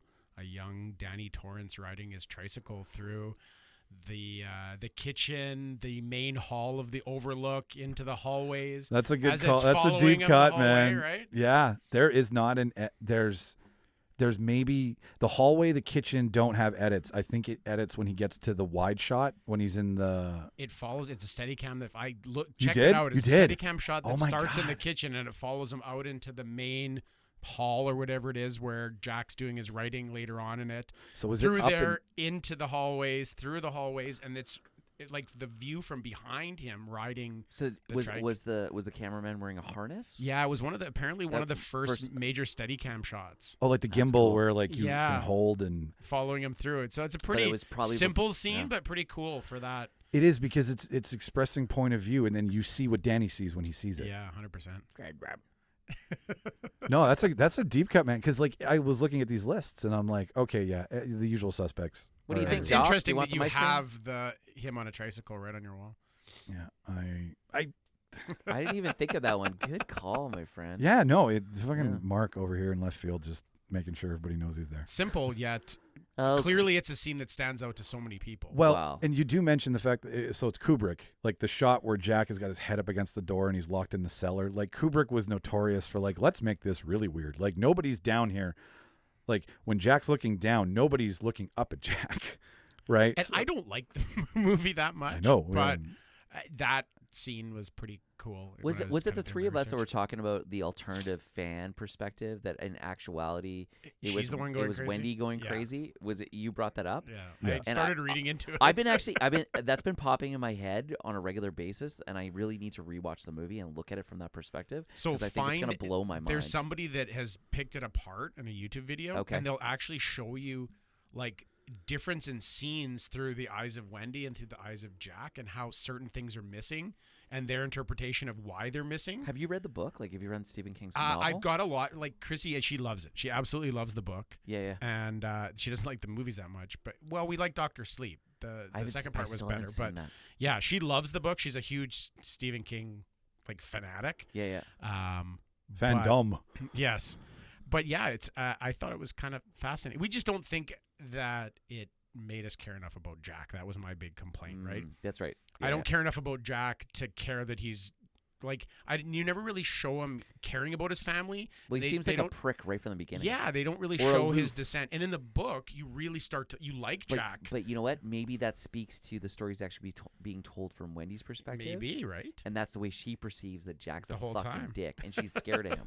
I get it. Like when you Fuck, flip my the mind script is on it. Go down the rabbit hole. It was pretty cool. Did you mention that was from Room 237? Did I miss that? No. Okay. Have you guys heard of Room 237? Yes. So that's the other rabbit hole where they try where scholars and big heads and thinkers try to figure out what Kubrick was trying to say in The Shining, and it's about the loss of indigenous land, and there's three main themes that are in The Shining that when they point them out, you're like, okay, sure, but it actually has it has a good argument. So you think that Kubrick's trying to weave into King's story? Very cultural, topical ideas at the time that are so nuanced that an eye you have to walk in and look at it with that in mind. You'd never notice it if you were just watching it, but they show shots and how they form, and then how there's certain things in the background that might be him talking to you. And Interesting. he was just using The Shining as a cover, right? Like What was the name of the chef? What's that actor's name? Is Oh, that Luke Scatman Scatman Crothers. Scatman Crothers. That's it. Hello, Danny. You want some ice cream? Hello, and Doc. the same thing in the No. in the book. Doc. How'd you know? How'd you know we called him Doc? Oh, you must have said that. Yeah. Doc, you got it too. We've been touched. They call it The Shining. Call it we call it the shinning. Don't you mean the shining? Shh! You don't want us to get sued. That was pretty funny. But Chrissy said in that too, he like Doc in the movie, it's just sort of they're in trouble, and he shows up and he heads out and drives out to the overlook to help, right? Mm-hmm. In the book, Danny actually like calls for help using The Shining or that ability to call for Doc, and he's like in another city, and he feels that impulsion that he has to go help Danny. So there's the connection there that you don't get in the movie. No, you don't, because it just looks like some chef who randomly has the same problem as a child is there. There's but no. then yeah. in like Dr. Sleep, you get the connection between an older Danny Torrance and the young girl. So that's the connection that apparently they were supposed to have, like they have in the book between Danny Torrance and Doc, but you didn't get it in the movie. Yeah. Fuck you, Kubrick. Yeah, no, he'll never live that We down. always talk because Stephen King said it's a great book and he hates the movie because he says it's a big shiny Cadillac with no engine. The movie probably could have been an extra 20 minutes long. I think they needed. My biggest complaint about any movie it seems, is when something bad happens to the protagonist, and I don't care about that thing happening to the protagonist because they didn't establish That's exposition. that I should give a shit, right? Exposition is why you would like this character. What's this character's background? How did we get here? It happened for me at the How does beginning this happen? of Breaking Bad. I didn't give a shit about him enough to care that he was dying of cancer. But if you made me like him first and then he got the diagnosis, then I would care. So they had to sort of backtrack on that one. I think this happened in that movie. I liked him because I felt sorry for him because he drove a Pontiac Aztek. That thing could turn into a tent. I remember that. That was its selling feature. Yeah, you could buy that camping package. The camping package. That's an ugly vehicle. Here, we're gonna try to sell it's you on not as sleeping. ugly as a PT Cruiser. No, Oh, that good one's lord! bad. Trying to bring back the 50s and just botching the fuck out of it. Or Chevy's version of it that was like the HHR, HHR. which Just looked basically like became a delivery vehicle. A delivery truck, yeah. Before we put the long take to bed, do you guys think it's overrated or do you like it when you see it? Like, is it The long take? the long take? Love it. Yeah. You It do? stands out. It Love it. does. And Love whether it. you know it or not that it's a long take, I think the way that it's done sticks in our memory. Yes. Because that's what made, like, real or not, that's what made the Birdman stand out to me was that big long take. That scene from The Shining. Everybody can picture little Danny riding through the hallway, right? And then hearing the different sounds of the wheels as it goes. Right, from he the goes on carpet to the heart, to exactly. You know, and it's very distinctive. Yeah. It's such a simple scene, but sticks in your mind, right? And I think the type of shot is what helps that stick. It does. And the edit is always, I think, the thing that you lose. If the editor doesn't know when we've had enough as a viewer and we need to move on in the story, and it's chopped it the wrong way, or they didn't have enough cameras, and they obviously in the budget, you're lost. Or like they couldn't do the proper retake, and Yeah. they had to make it work. like you really can just go dunk, like That's why power down. That's why editing is a fucking Oscar. Yeah, that's because you've got It can make or break a movie. Cadillac trunks full of fucking film, and now you got to be like, all right, how do we make this Why shit do you make think? sense? Why do you think director's cuts is a thing? Well, It's yeah, funny. There was also when I was reading up on the Shining scene, it was like interesting facts about The Shining, and it also holds like the record for the most takes of one scene. More than axe? David Fincher. With like 120, the axe scene on the stairs with Wendy is like 127 takes of that scene. That's a lot of and fucking that's what they film. ended up with. But that's because The weakest wielding of the. well, I I'd heard love to see those outtakes. I heard that they were using a fireman's axe. Uh-huh. And they were breaking too much at first. So Kubrick was like, I want a certain amount broken in a certain amount of swings. So they had to somehow modify the axe to make it so that when they broke it, it didn't break all the way through on the first no, I'm pass. talking about the one where she's backing up on the staircase and Oh, he's following okay. her and she's swinging. that one. That's the one I think they're talking about. How do you do 120 takes of that shit? That's probably 120 takes with film.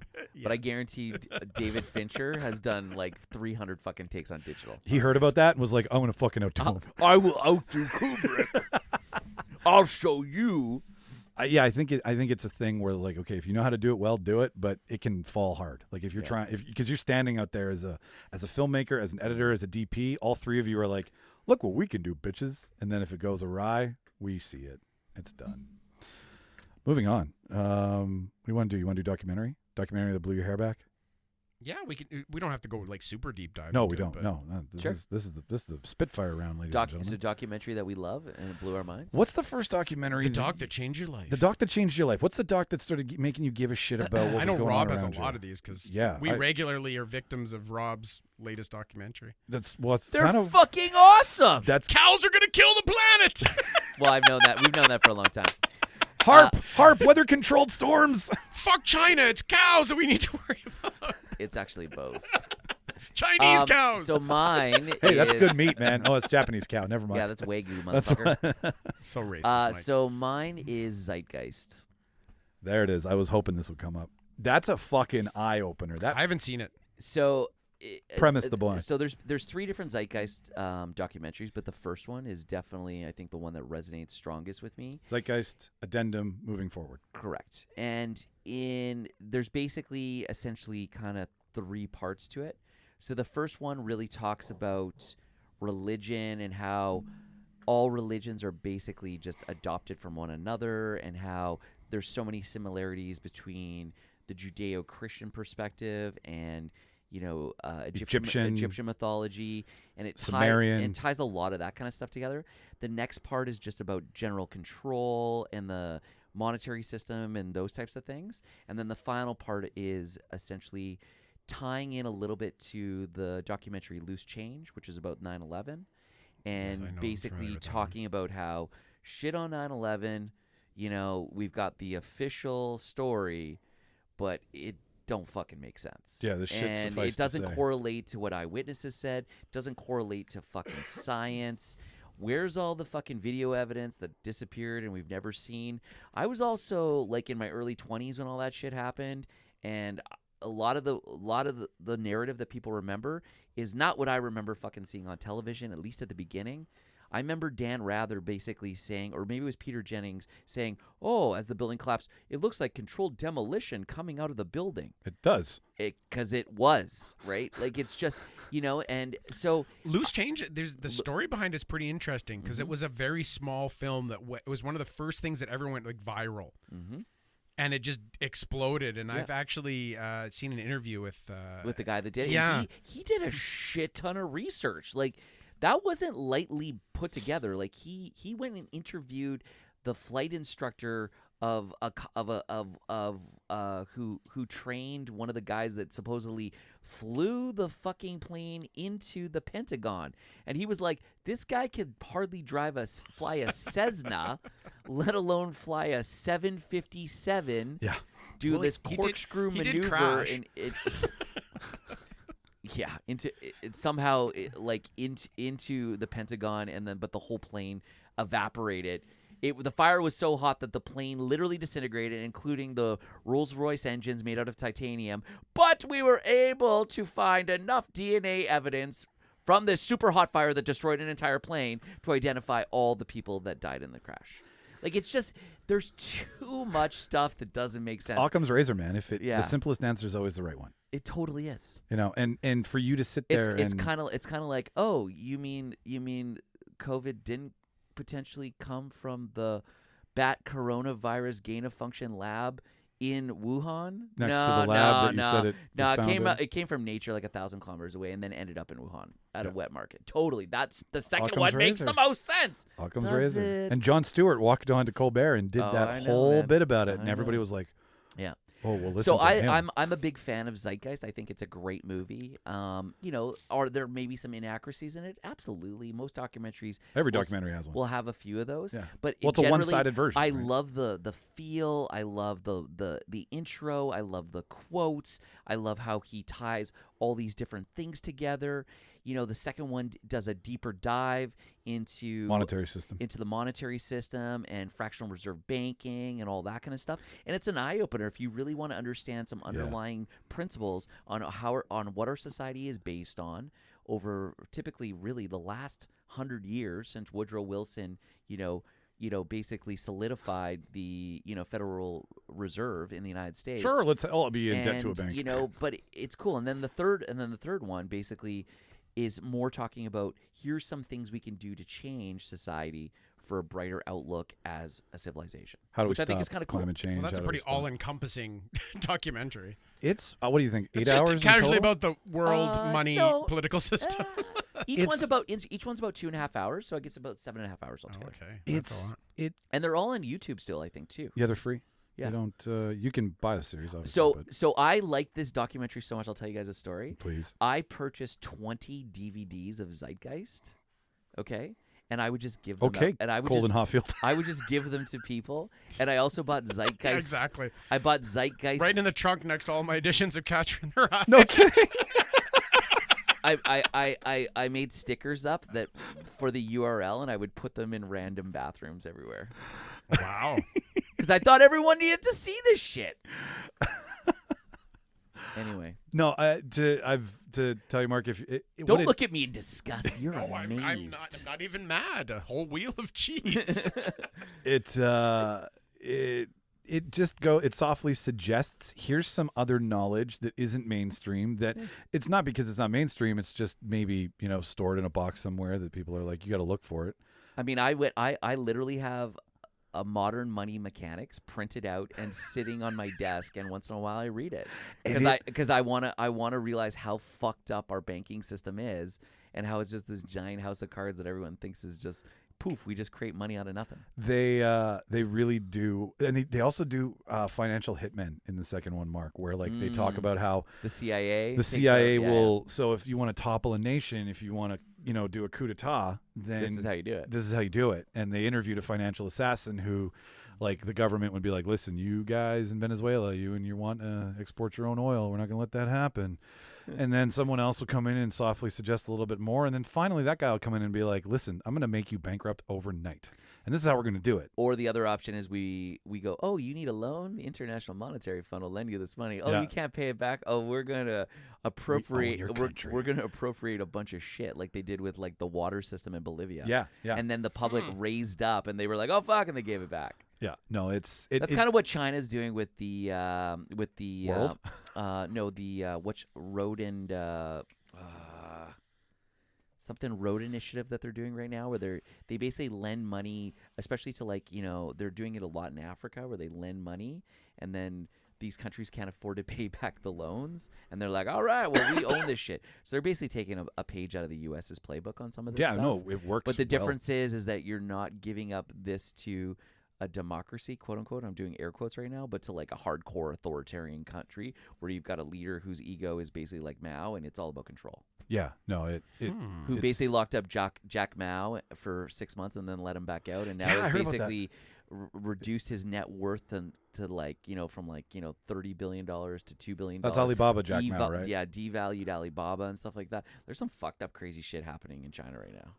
What was your first holy shit, the world's fucked documentary, Mark? You know what? I couldn't think back to my first experience with that because I don't know that I cared so much about some of the things I saw docs about. I don't think it's about the first one. I think maybe it's the one that's a significant standout for you. Sure, yeah. That's a better way to say it. The one relatively recently that it totally caused me to basically hunt down every piece of information I could. Nice. And search like the guy that was really responsible for it. I literally just searched anytime he was interviewed, any podcast, any show. Nice. Oh, this is deep dive. Love it. Social Dilemma. Oh, it totally, that's a good one. Like Tristan. Yeah. Is like so fascinating, and because I work in tech and I see that the algorithms and how things feed in, and I just bought I want multiple sequels to that, like the deeper dive, or the almost maybe showcasing the evolution of it. 100%, right? Like because just the what way is that? 3 can, years old now? I probably 3 years. But think about how much has fucking changed in 3 years now. And then it kind of takes you back because it was out 3 years ago. But then it even took you like a little bit further back with the story of the indoctrination part. Like kind of in the mid to late 2000s, into the 2000s. We all got suckered. And I just found it fascinating how you could take somebody that's really and you see it now more than ever, I think, and it's only becoming more and more relevant with all of these major issues in the world, right? Like Social Dilemma came out before the pandemic, before the Black Lives latest Matter, before big George BLM Floyd, thing, right? exactly, right? But it was right at the beginning of Trump. Right? Yeah. So we're seeing the way that all these other major world COVID, like the way that it's separated people and how people change so much. The sprawl of it. I'm just fucking fascinated with it. And the whole idea behind they realized they created this monster and this algorithm and the suggestions. Yeah. And then they sort of pulled out, and now they've actually started like an ethical tech company to sort of counteract what they created. It's almost like Pandora's box, but we're trying to put everything back in the box. And we're like, This it's is too fucking. late. This is Raiders of the Lost Ark shit, man. Yeah, man. And we're all having our faces melted. And the people that are responsible are realizing they're responsible, and they're like, we have to do something. Yeah. Like, it's just fucking fascinating because I've also lived it. I've also played the recommendation game and see how far down a hole I can get, and it's unbelievable. The sociology behind it is fascinating. Like when you're looking at I'm it from scared a to try. macro 100%. perspective. And you test it, like, if you have likes and then you watch, like, one video of something that's a completely different stream, then you'll see, like, the main page of, like, say, your YouTube will it sort of will adapt to sort of wrap all your interests into one. And it's like, oh, I watch must like keep him like morph cooking into video, this. cooking video. Then I watch like a golf video, and next thing I know, there's fucking guys eating on a golf course, and I'm like, how do you like put all these fucking things together? That's like it's freaky. crazy. Scary. So once in a while, like Fuck try, you, AI. try watching something that's completely not something you'd normally watch, and then see how it affects the choices that it gives you later. It's fucking freaky. I want to try the rabbit hole. I think Yeah, that's. it's your ongoing social experiment with yourself. I had to do Social Dilemma in 2 bites because it just was too much. It's heavy. Right? Like I heavy. picked my phone up again and I was like, I'm a slave. And then what was the podcast that afterwards that I told you to? Down the rabbit hole. Yeah, Down the Rabbit Hole. Like, Yeah. Speaking of Down the Rabbit Hole, have you listened to that? Oh, listen So to that kicked me into Down the Rabbit Hole, which was fucking incredible. Yeah. It touched on everything from the full, like you said, the indoctrination of from right side to left side to right side to left side. It talked all about PewDiePie and how he was, became so big and then said a few wrong things, and then he was basically attempted to Fall get from canceled, grace. and Yep. that it was fucking crazy. Next thing you know, he was a Nazi, and Right. it was unbelievable. It just shows you the power of social media right now. I think, correct me if I'm wrong, what was so great about it was they actually took a guy's YouTube history and watched his descent into indoctrination. So they mapped it 3-dimensionally, tracked it, and went, okay, here we are at music videos, and now we're over here in Islamophobia. And you got to hear So they how and they showed his life progression and then matched it up against his viewing.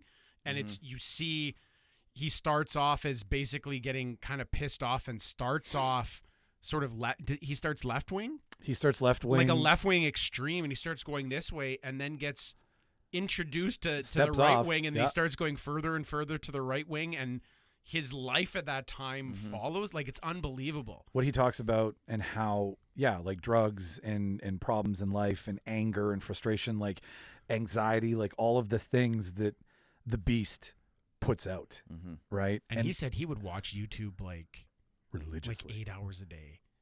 You imagine how far you can get on that site? And he would find like one person and he'd watch, 20 hours of their videos, like on some of these motivational speakers that are on one side or the other. Yeah. And it's just unbelievable the way he got twisted and turned and completely and it's sort of a chicken and the egg thing. Like, are these things turning him into this, or Was it as always he there? turns, does Or he search for those Were things? these things always here, and it's almost like Yeah. blotted out, or it's connected the dots that were there, like the stuff was there, but these videos connected the dots somehow Hyper-accelerated on it. in the back of his mind, and then it almost comes out of his subconscious and then becomes Yeah, it's just a forethought. fascinating. Like, yeah. So that one just changed, but blew my mind, and I'm still to this day like. That's why I'm terrified for my child. That like because we're at an age where we came into all this at a unique situation because we straddle the analog world and the digital world about 50-50. It is nice. It's nice to know when Like you're we being almost have sucked in. have the grounding of doing a school project with an encyclopedia. Yeah, They call us like we're kind of the micro generation, like the Zennials, or right? whatever. Yeah. we would still go to the Well, library. you're a to millennial, fact check. Mike, but Fuck Yeah. you both. Yeah, you're a fucking millennial. Fucking get out of here. You and your semantics. Hey, Mark, let's continue this conversation, just the two of us. Wow. Okay, guys, I'll be right do you back. remember typing class in school that didn't involve a computer? Go fuck yourself. Oh, so you didn't take a keyboarding class? No, I took a keyboarding class, did but you it was take a on typewriting fucking, class? No, it was. I in grade 10, my typing class was on an actual keyboard. We had to put paper and go. Oh yeah, man. Ching. Oh yeah. No, I did it on an Apple II. Nice. That's cool. Yeah, and then I did, that and then too. I played. Mavis Beacon teaches typing. Yes, exactly. I wrote my papers in my first year university on an electric typewriter. I You're love fucking that. old. I mean, the hits. I registered for classes for U of M on the telephone. And I thought it was amazing because you could type out like a whole few sentences and then hit print, and then it would type it out for you. Like, that was technology. Oh, I remember those. Oh, ideas. You it's have a like- little screen so you could actually Yeah. make the corrections, and when it all looked good at the end of the sentence. Do you remember? I've what's heard so about cool these. about those typewriters is they had the thing and like the circle, and it would just go. Have you ever seen a video of that in slow mo? Oh, it's And pretty it's like- amazing, I'd imagine. Pull that up. Like on one of those how it's made videos. Like fuck, it's fucking type in slow mo typewriter cube or something like that. It'll probably come up. Typewriter cube, slow mo typewriter cube. Yeah, they say that we're sort of the analog childhood, digital adulthood. No, it's not. We're coming pretty up. much I'll find it missing. later. We're the missing link between the two worlds. I'm no fucking Jamie. I can't Google in 6 seconds, Oh, unfortunately. there is gaming engineering. I don't know. Whatever. Whatever. What's yours, Mike? The Cove. Oh, that's wow. Going to some emotional shit. There's 2 actually, but the Cove was the one that put me onto Earthling, and the Cove. That was Is one that of just because you really like Short Circuit? Earthling, or the Cove? Well, the Cove. One of the producers was Really? was in Short Circuit. I didn't know that. Johnny Number 5. Johnny 5 Alive, the worst movie that And used he also Fisher Stevens as an and he Indian. also That was played so he also bad. played the old guy hacker in Hackers. Fisher Stevens. Fisher Stevens. Yeah. So yeah. Fisher Stevens produced the Cove. I believe he did. Yeah, that he was. Or is the executive producer or something? Yeah, what he did. Because he won an Oscar. I remember. He was the one who spoke. I didn't know when they that. won when they won Best Documentary. See, I didn't. Okay, I knew Anyways, that so it was. That's continue fine. on. I No, totally derailed your That's thing. fine. I fucking love Johnny 5, but I knew it won Best, but I didn't watch it because of the Oscars that year. It had been like 8 months, and someone was like, "Have you heard of this thing?" And I was like, "Okay." So what do you love about that? It was the first thing that made me give a shit about what's going on in the world. Like okay. not in like a pedo way or in like a humanitarian way, but just like this kind of shit happens, and like, you know, I'm animal before human in a lot of ways. So watching it, but then also knowing that there's so much criminality and pain and like you're selling dolphin as tuna. You can't do that. Like that's illegal. And at the same time, Japan. What was that? I liked it. I liked it on some level because now Japan isn't so squeaky clean. It is. It pulls the curtain back, and I think we all have our fucking skeletons. And that movie, I think, started launching a lot of like, okay, what does this area of the world have behind it that we need to talk about? What is this area of the world that Totally. you know? So it just so happened to be animals. That was my catch on it. But just watching something that you knew, even though it was on a camera, wasn't fake, right? Like they put those rock cameras in there. They snuck in there to get what you didn't want to see, and then being chased out by like the local right? villagers, And then the stuff. guy right in your face, the entire like there's no love. And then listening to the flipper trainer just talk, like just to educate you on, like, yeah, I go to the zoo on the weekends, and the guilt that comes over me, I have to stuff down. But I'm like, you know, you do that to an animal, and you make an animal just swim around in a circle all day long. Well, Blackfish did that for me. Blackfish, totally, right? Like you're like, damn you, SeaWorld. What was his name again? What was the whale's name? Oh, it's such a cool name. Oh, Willie. Oh God. Nope. It was the orca you're talking about, right? Something like that. Tuculum? I don't know. It's fucked up though that they put killer whales in like basically like a tiny bathtub. Yeah, no, it's totally. And they're like, they literally like in the course of a year will swim like tens of thousands of kilometers. And they're basically the only animal that can recognize their image in a mirror. Have you ever seen that? You ever seen a dolphin look at itself in the mirror? It's the most joyful thing. Telecom, thank you. Yeah. Whales can do that too. Yeah, but like marine animals that look in a mirror and go, "Oh, hi, I'm there." Yeah. That is a level of brain function. So, have you ever seen that picture that shows a dolphin brain beside a shark brain? Yeah, it's like 3 times the fucking size of it. No, it's like 50 times the size. And that's why dolphins, why orcas fucking hunt sharks for sport. Yeah, play with them. I saw an image recently of an orca batting a fucking shark out of the water. Well, also you got like, that's a great white. Yeah. That's Jaws taking it in the fucking ass right there. But you also remember too, like whales have only, cetaceans have only been around for cetaceans. I love it. Well, that's the term. You're just like, I'm gonna. Who did a degree in fucking biology? Isn't that why you guys have me here? For the Latin term, yes. Do you have a minor in zoology too? Do you speak Latin? No, but that's just part of it, right? Yeah. Yeah, like, I mean, they've only been around for maybe like 1 million years, right? Whereas, sharks have been around for, I think it's like 300 or 400 million years. So from an evolutionary standpoint, dolphins and whales and humans are just further down the evolutionary chain, right? Yeah, that makes sense. And they love to masturbate too, and have sex for pleasure. I remember in That's a Black- true So dolphin do fact. I. I know, right? The- That's what I'm saying. the one in Blackfish where they found the guy in the tank who had snuck in, and he was like playing with the dead guy. Like He was treating it like a seal. you can tell that they're just tormented fucking And they're animals. bored. And yeah, They're Yeah. fucking bored. You- I think at the beginning they're like, "Oh, this is kind of fun, and I'm getting free meals." And then after a while, they're just like, "Kill me! Yeah. Like I want out of Somebody here." kill me, Yeah. please. Yeah, it's. I'm bo- actually surprised there's not more suicide from these dolphins and whales and some of these. for such a captivity. higher functioning creature. Mhm. You'd think that they'd be like, well, they cry like you see Orca. Did you guys ever see the movie Orca from when you were the one where SeaWorld's probably giving them fucking Xanax Where a or guy- something to keep them fucking. orcas? I'm fucked. dead serious. I wouldn't be surprised if they're doing. Oh, they're fucked up shit doping like them that. for sure. with For the, sure. with docile the in fins, them. how the, you know, Oh, like how how it, they're yeah, it curls over, and Yeah. then wasn't That that one got that was to me. curled over, and then they released it, and then it comes back up. 100%. Like, if that's not a testimonial, Yeah. The Earthling one that I kind of mentioned, I'll just do 2 seconds on it. It's narrated by Joaquin Phoenix, and Mhm. it's the 5 ways that which animals are used and treated by humans. It took the guy 10 years to make, and it is 85 to 90%. so like labor, food, Mhm. Labor, food, science, entertainment, clothing. So Mm. it is only shot through the eye of secret footage and handycam and Was entertainment both sport hunting and like zoos? yeah, anything where you benefit. Circuses. Circuses, it's very heavy on circuses. So you've got Joaquin Phoenix narrating this well-written script about the abuse that animals go through at the hands of humans. And he actually talks about through over the evolutionary period, there's been different phases of how things have treated each other.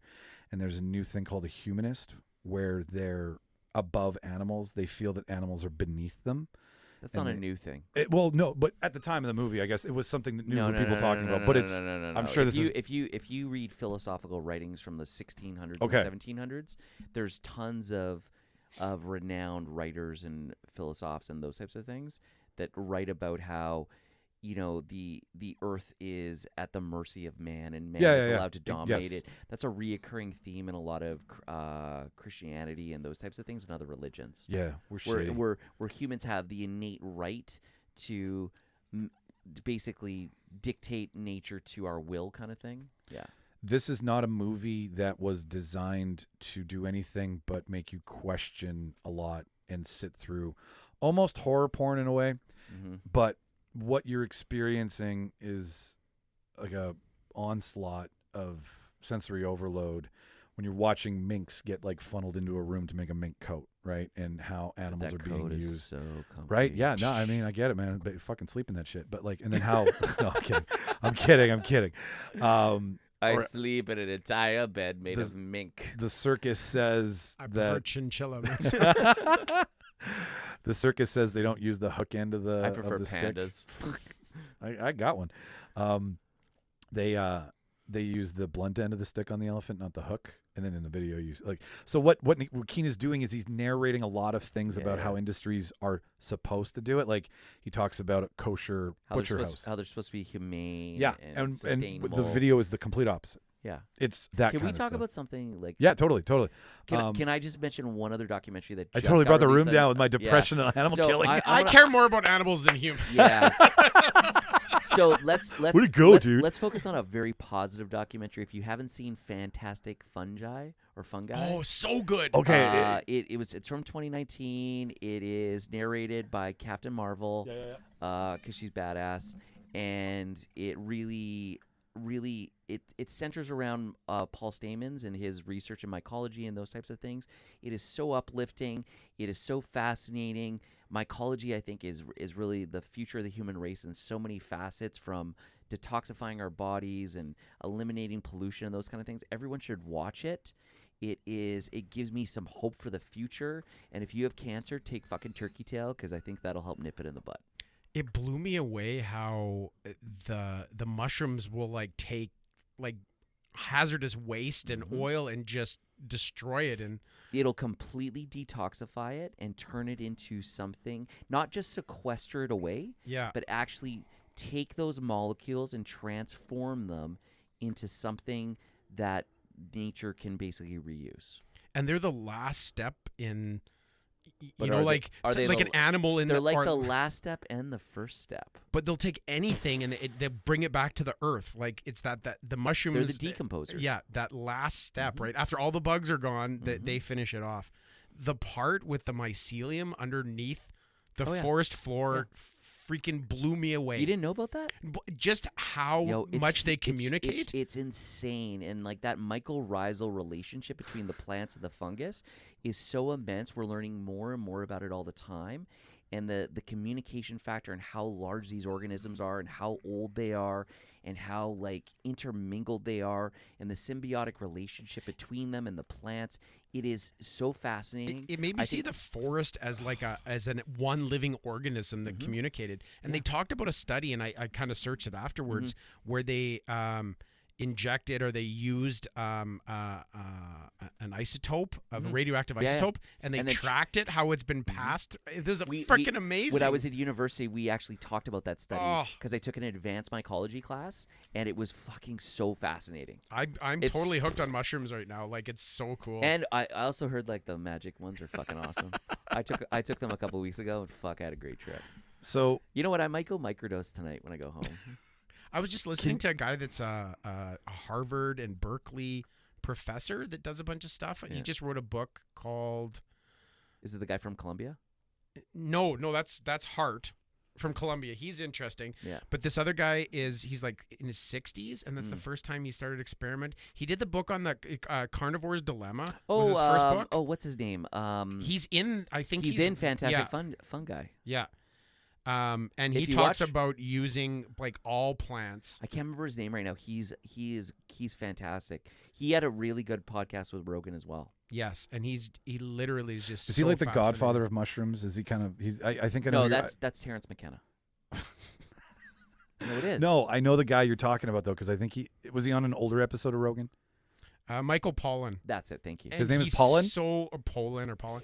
But I like so the mushrooms. interesting. He's very objective because I love it that he goes in and he'll research these things from a purely objective standpoint, but he'll immerse himself so much and actually take part in these things to actually get both sides of the perspective and writes things objectively in a way it's almost a journey the way he writes his books. He goes, this was kind of my original perspective and kind of the narrative that the mainstream sees, but this is where I've evolved to, and you know, I like the way he writes his books. Yeah, and he's a journalist too. Didn't he write like a big article for the New Yorker I think he's won a Pulitzer. That he got sued over, or he got in a bunch of trouble for, because he talked about his trip that he had what was it, Michael Pollan? Yeah, Pollan, I think.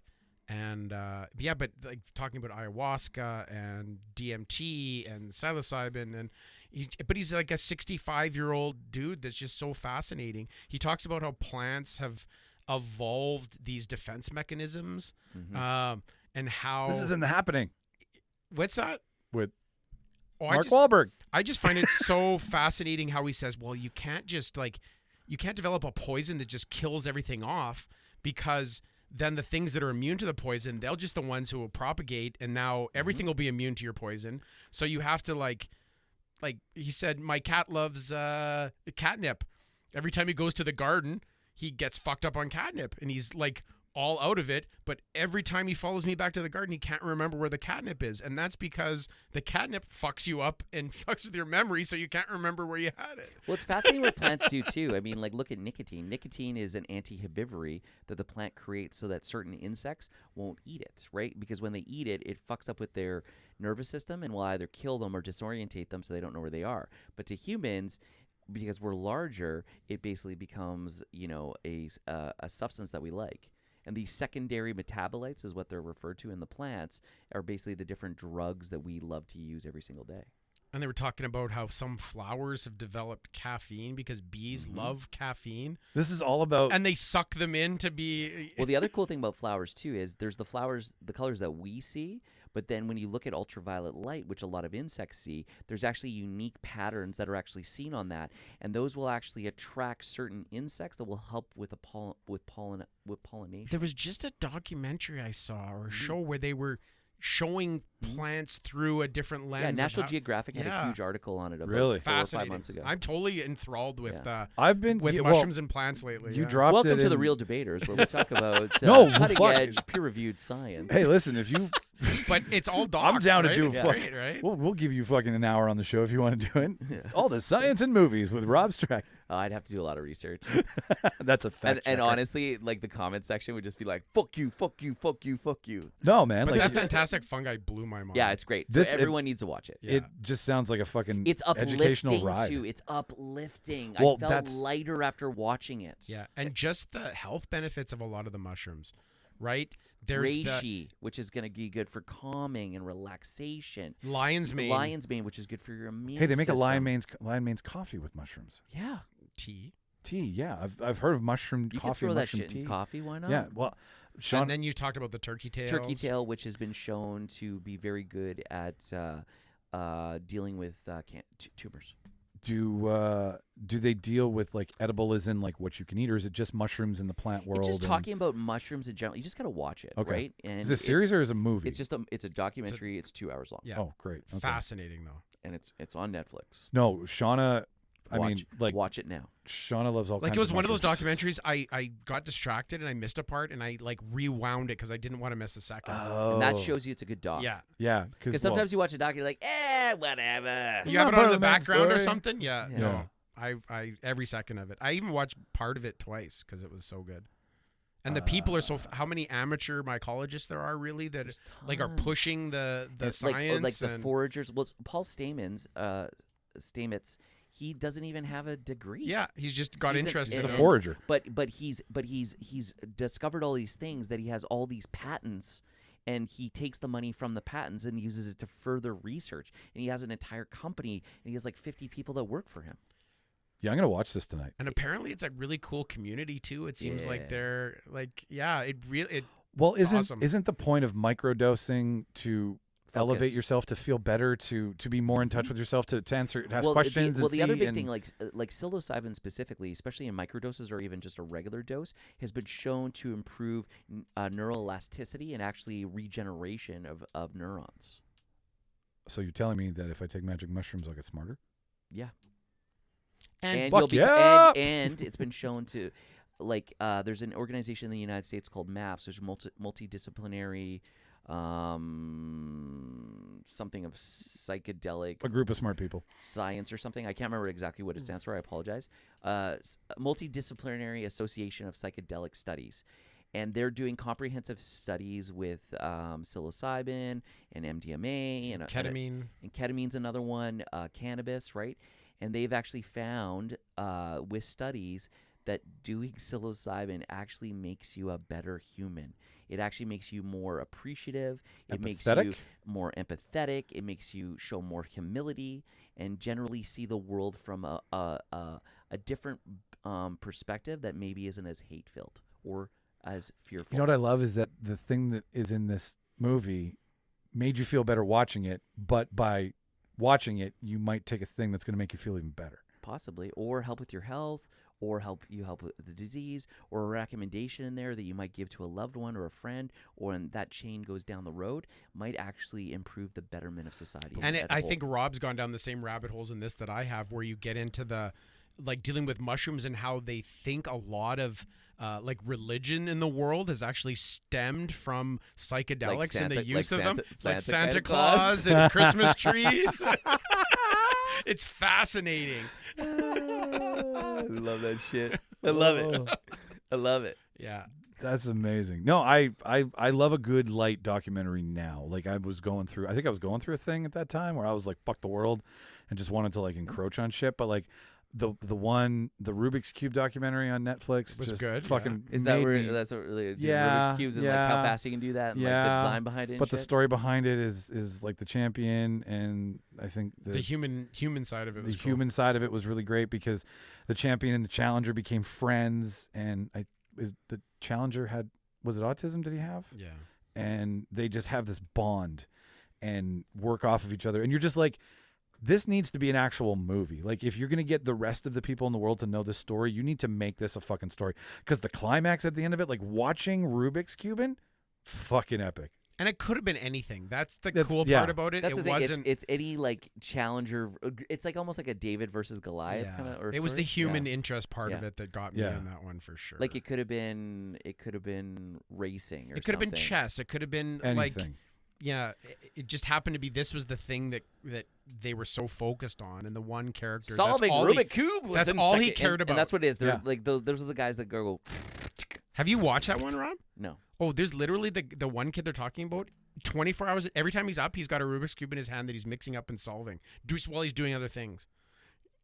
It's unbelievable. Is that the Like is that he's the like kid? Is that the autistic kid in this? Yeah, he's completely He's absorbed. dialed with Rubik's fucking Cube. in like you've never seen. I actually honestly believe that autism is very beneficial for society in a lot of ways, because I think you have unique individuals that maybe see the world from a different perspective, and they can add something to the mainstream narrative and allow humans to maybe make a right turn for the betterment of certain things. I think the exploration of neurodiversity in its multiple forms, whether that's autism and even like ADD is another type of neurodivergence, just how the brain can be wired differently. Totally. Not less, just completely differently. And then that goes into Like things, how numbers are actually colors for some people. Well, I was just or, going to say you know, that I can't some remember people what it's smell called music. right now, but like, yeah, this is people what that, pi looks like. Pi looks like this. Yeah, right? that's It's unbelievable. not Like, 3.142. They fucking see the blah, blah, blah, world like the Blows me Matrix, away. Totally, right? totally. yeah. Code. Everything's code. Yeah, it's cool. No, that one really. Has Synesthesia. Yeah, where they, that's yeah, Oh, that's okay. where they cross your Ooh, that's- senses with things. That's a good word. You guys, we're coming on the home stretch I think here. we're good, man. Yeah, no, I agree. I think we've. There's think another we- doc I saw on that was like on superhumans and people with synesthesia that can like see music. Did and you see the fucking documentary? fascinating. It's almost as interesting as synergistic effect. Did you guys see the documentary about the people who think they're superheroes? No, but I kind of want to see it because it's. I saw the one of the people that go out and patrol the streets. That's the one. Yeah, I saw. Where like the guy lives in like a Oh yeah, there's a one-bedroom- guy that kind of looks like a Batman type kind Yeah, of guy. yeah, yeah. And Yeah, then that's the there's a one. guy that had like a big belly that kind of hung out from like the bulletproof vest thing he Yeah, was wearing. and he's got like a half-eaten like dummy to beat up in his like one bed. Yeah, okay. Yeah. Like Wasn't that those called Are those Kick-Ass? people real? those people are okay. It's a movie, but it's on the screen, so you got to question it sometimes. Like, I is think it scripted or were they actual people? they were actual people who And can I ask you an honest question? Yeah. Are any of them like mentally ill? I think there Like was some clinically, mental. mentally. I think there There's was a some clinically good chance. diagnosed. There's a very good chance we had some mental health issues all Okay. up in that bitch. Okay. 100%. And And had any of them actually solved any real crime? they've been mostly asked to stay away. Okay. Like they didn't really have much to offer besides somewhat cool. One guy I had feel like like I've seen part of you've it, you've seen it. I know or you've I've seen seen it the 'cause trailer. it's The people who- problem is you've seen part of it, but then you also get it mixed up with like. Two other documentaries I've Well, seen. there's that other non-documentary that's with all the shitty superheroes that, like the guy that's just got the shovel. Which one is Oh, the one with Ben Stiller. I yeah. can't remember what it is. And Right, it's got he's like, Hank, "Don't make Hank me angry." Azaria's in it. Yeah, they're just And awful. Pee his Wee Herman's spoons- in it. His spoons. Yeah, Yeah. Yeah. Pee Wee See, Herman's the zit, the human zit. I get that mixed up with the doc. What's that What called? the fuck Keep was talking. that? I'll It's like look it the up. wrong guys or the wrong some. No. Oh, it's yeah. What is that, Ben Stiller? Ben Stiller, man. Ben Stiller, you'll find it. But when I remember the things from that doc, I think my memories get twisted with that movie. Oh, for sure. I can. Wow, Ben Stiller's been in a cross- lot of shit. Yeah, he's directing now. Fuck. No, I love that one. I'm That gonna one scroll was for a while. What was that in the 90s? no early 2000s, mid 2000s, early 2000s. I feel like it had a somebody once tell me na, na, na, na, na, na. Yeah, no, the documentaries are. I love going. Do you remember the Ben Stiller movie Duplex? Where they like buy there's like the old lady that lives downstairs and then they're upstairs. They Mystery Men. Mystery Men. That's totally. Right. Yes. I'm also gonna watch that. I'm gonna watch Fantastic Fungi and Mystery Men. You should watch Zoolander. I got my Funko Pops to stare at me. I got Derek and Hansel. Smash Mouth. That's right. Hank Azaria's Yeah. got like the. Yeah, he's Mystery like Men for sure. The full snake charmer garb. Oh, that's of, right. He blows for the cobra. Who's got the cutlery though? And Frank's in it from fucking William H. Macy's in it too. Oh my god. Oh, Shameless is amazing. The last couple seasons are kind of like I'm kind of like, eh. William H. Macy's he's like the digger or something, isn't he? The He's digger. got the shovel. That's right.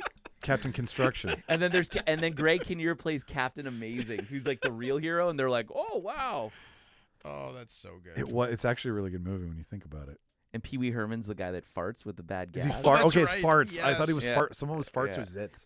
But no, he had like zits and he had really bad breath, but his farts were especially bad. That's right. That was his superpower. That was what he did after he walked through a theater with his penis out. That was his comeback role, I bet. Oh yeah, Janine Garofalo was Yeah, in it too. That's right. Oh, that's How did they good. convince all these people at the time? Just to be like, we're Because gonna they do were all his buddies. They were all kind of coming out together at the okay, time. for sure. This is Yeah, 99, yeah, right? different class. Yeah. Different era. Captain Amazing. Yeah, that. So my problem is when I think of that doc, suddenly one of the like Hank Azaria's character appears to me in the head, and I'm like, was that the guy in the doc, or was that? I'm like, oh no, that's Mystery Man. Nice. Good tie-in. Yeah, 100%. Anyways, Are we putting this bad boy to bed? Yeah, let's put this bitch to bed. Ladies and gentlemen, this has been great. This has been another Real Debaters production.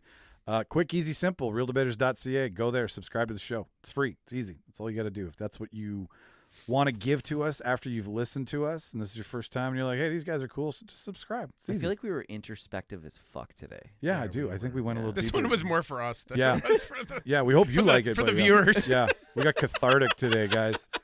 No, it was definitely. I feel lighter. You got so, heady and shit. but if you wanna feel so inclined to throw some bucks at us in any way, shape, or form, there's 2 tabs in the bottom of the show notes. One is our prop shop, threadless.com. Cozy fucking shirts. We all have one. Actually, I think I have 2. But no, I have way more than that now. There's a bunch upstairs I haven't even worn yet. Yeah, I have 4. Yeah. I think. And then like other weird shit too. We actually they've upgraded their site, Rob. Now you can get a skateboard deck or a skateboard fully ready to go. So like trucks, wheels, everything, right? What kind of trucks are they? Are they Venture Ultralights? I didn't really look under the hood, so I don't have much to say. I do know that if shirts and hoodies aren't your bag, then there's a donation tab. $1 gets you a shout out on the show. Like $3 gets you like a razzing, and $5 you can donate a razzing. So you can send in shit about your Not friends. to be confused with a Razzie. Yeah, no, not a Razzie, as in like the award you get for being an idiot, or making bad shit. Daddy, That's do you want some down sausage? No, so like if you want to call in, if you want to call into the show, if you want to send an email and say, hey, this is my friend and this is the stuff that they like to watch and it would embarrass them, we'll do that for you. We'll embarrass your friend for $5. Be like, hey, my friend hasn't seen the Matrix Yeah, trilogy. exactly. And then we'll roast them on the show for you. Fuck that guy. Yeah, fuck that guy. We Fucking love idiot. you. Fucking idiot, but we love you. So yeah, if you feel like you want to do that, that's cool too. You don't have to. The subscription thing, that's all we really give 2 shits about here. Subscribe. Subscribe. Please. So smash that subscribe button. Smash that subscription button. And yeah, that's it. I've been Micheal Petrow. I'm Rob Strachan. Marco. And we're fucking... Oh, yeah, watch them movies. And we're going.